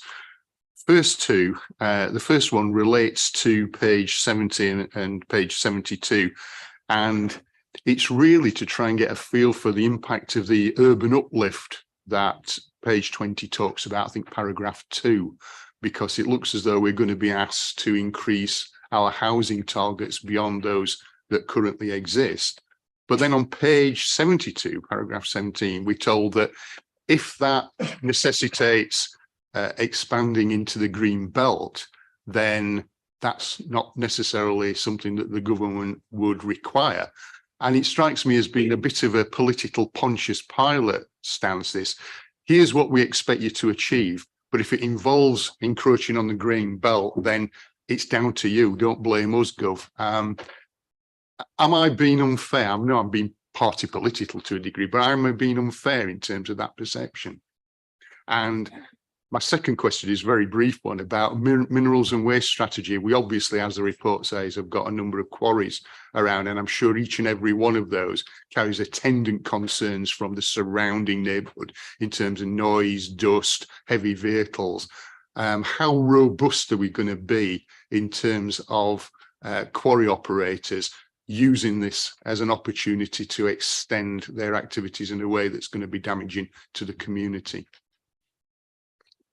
Chair, if I come back on the 35% urban uplift, just because I've coordinated a response to the government's recent National Planning Policy Framework consultation, which is due in tomorrow, I think, and that response, which has been through development plan panel members, basically does point out that can be read as a contradiction, in that the government set an aspiration to deliver 300 new homes a year, yet within the National Planning Policy Framework, it seems to provide some get-out clauses to doing that.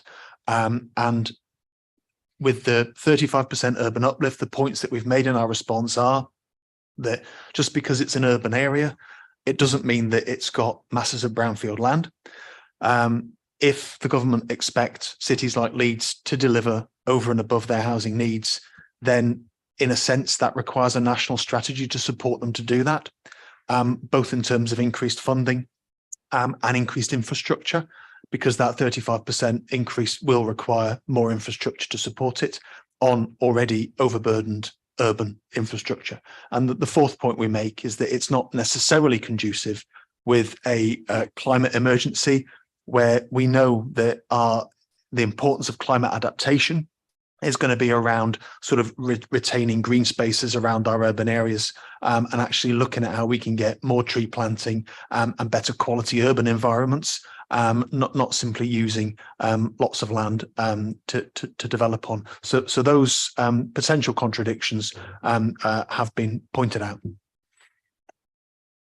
On the issue of minerals and waste share, yeah, absolutely. I mean, it's one of those issues that I think is kind of a great example of planning having to fulfill that role of kind of managing competing demands on land. Yeah, there's some crucial minerals and resources that do need to be used for a range of different industries and economic growth around the city, but also they can have a negative impact on the immunity of people who live nearby. And I think that's exactly the kind of issues that this plan needs to grapple with, and whether we can have policies that can be more robust about the setting of things like buffer zones around quarries, and for them to either be larger or to be more intensely kind of abundant, or noise and sound, the same thing, noise kind of pollution and things like that, whether there is more, we can be a lot more, your word, robust and specific about what would be required of new development if the evidence suggests that we require it. Okay, thanks for that. Martin, just going back very briefly to you, could you share with myself, well, with the whole board, so I think if you send a copy to Becky of that response, I think that would be a useful bit of information. I'm going to hold back on my next two questions because I think you wanted to come in, Councillor Alderson, did you, on the... Yes, thank you. It was just on a point you raised, actually, so thank you very much. With regards to minerals extraction, I just wondered if consideration was being given towards quarry operations that may be going through ROMP applications, and they are actually quite lengthy processes.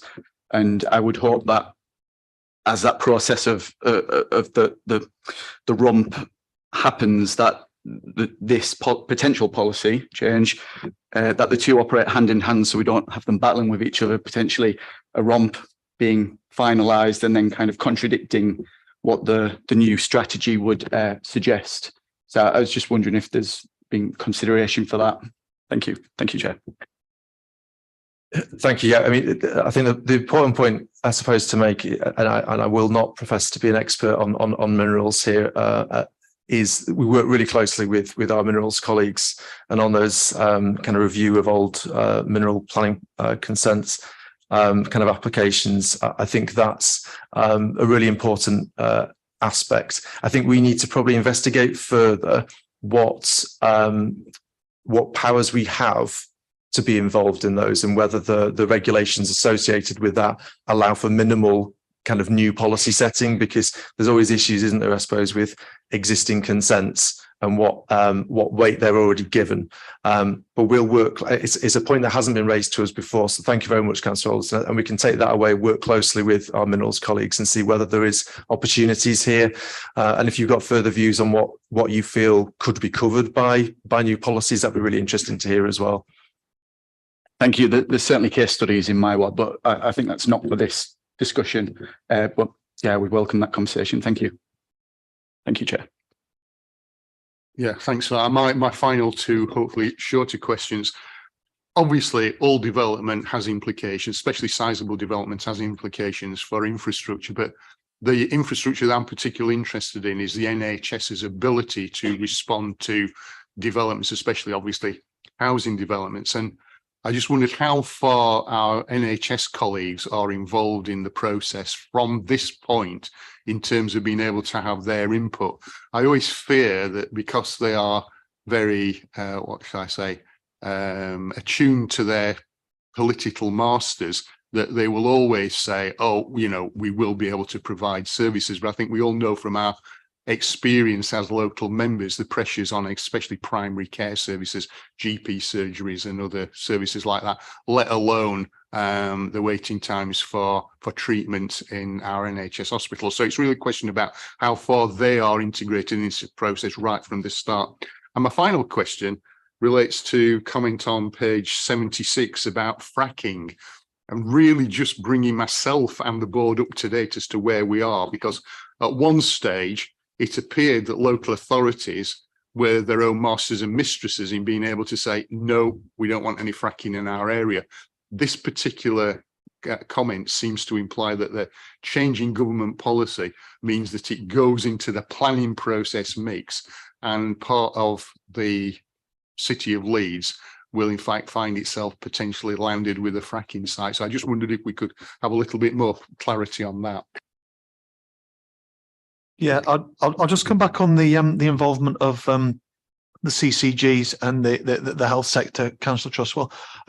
We've worked really hard, I think, over the past sort of 5 years to get sort of even better collaboration with our health partners. That's borne fruit not only in terms of the local plan update, the first local plan update in terms of policies around how housing is built with a view to promoting health and well-being. So we're looking at that from a very proactive approach, but also in terms of looking at the burdens, if you like, in terms of infrastructure burdens of new homes. So they will be a key partner working through this. They'll be involved in looking at what the strategic housing market assessment is telling us about specific needs and where they arise. And we're looking at certainly a lot more specialist needs through that piece of evidence as well.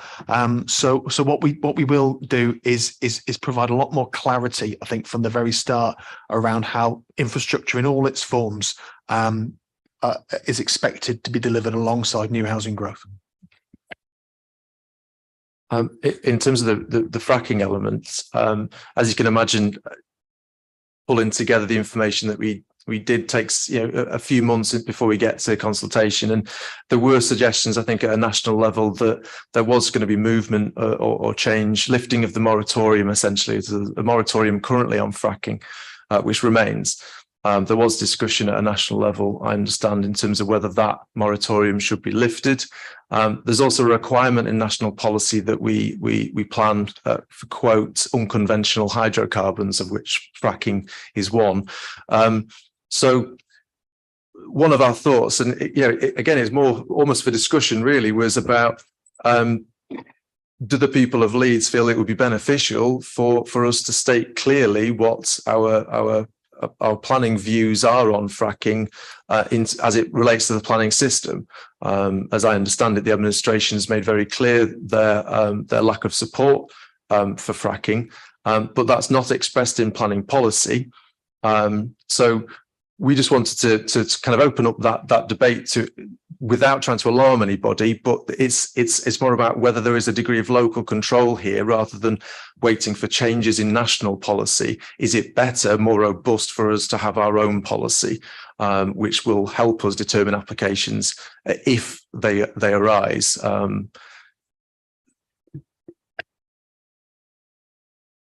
Thanks, Adam. So the situation is not completely clear. There may be a train coming down the track. It might just be the noise of the wind. Okay, Sharon. I just wanted to say, Martin, I'm glad to hear you say that the CCG NHS will be involved going forward, because on planning, as a consultee, they never reply. They've never said anything. With new developments coming on, and we're always going on plan about, we're going to have young families, and we're going to need a doctor's surgery, maybe dentist, etc. So they never reply. So I'm glad to hear that there will be in future, because we have concerns, when when we're on planning and we're approving, and especially on Thursday, the last one was down by the Yorkshire Evening Post. It's going to be a big development, and no reply from the NHS. Yeah, thanks. Yeah, thanks, Sharon. We will take that as a comment, but I'm sure it's one that we'd all say amen to, because I think we're all aware of the pressures and the difficulties in many areas of getting, for example, appointments with GPs and other treatment. Right, I've not had any other indications on this item, so I'll bring the discussion to a close. Thank the officers for their attendance and their detailed and informative responses. Please feel free to leave. Takes us on to the final item on the agenda item 10, which is the work programme, which from the point of view of this board only takes us to one more meeting, but potentially, as Becky said before the meeting, there may be an outline, a work programme that members will want to at least suggest to our successor board. So thanks very much, everyone, for your attendance. I think, again, as usual, we've had a very good discussion.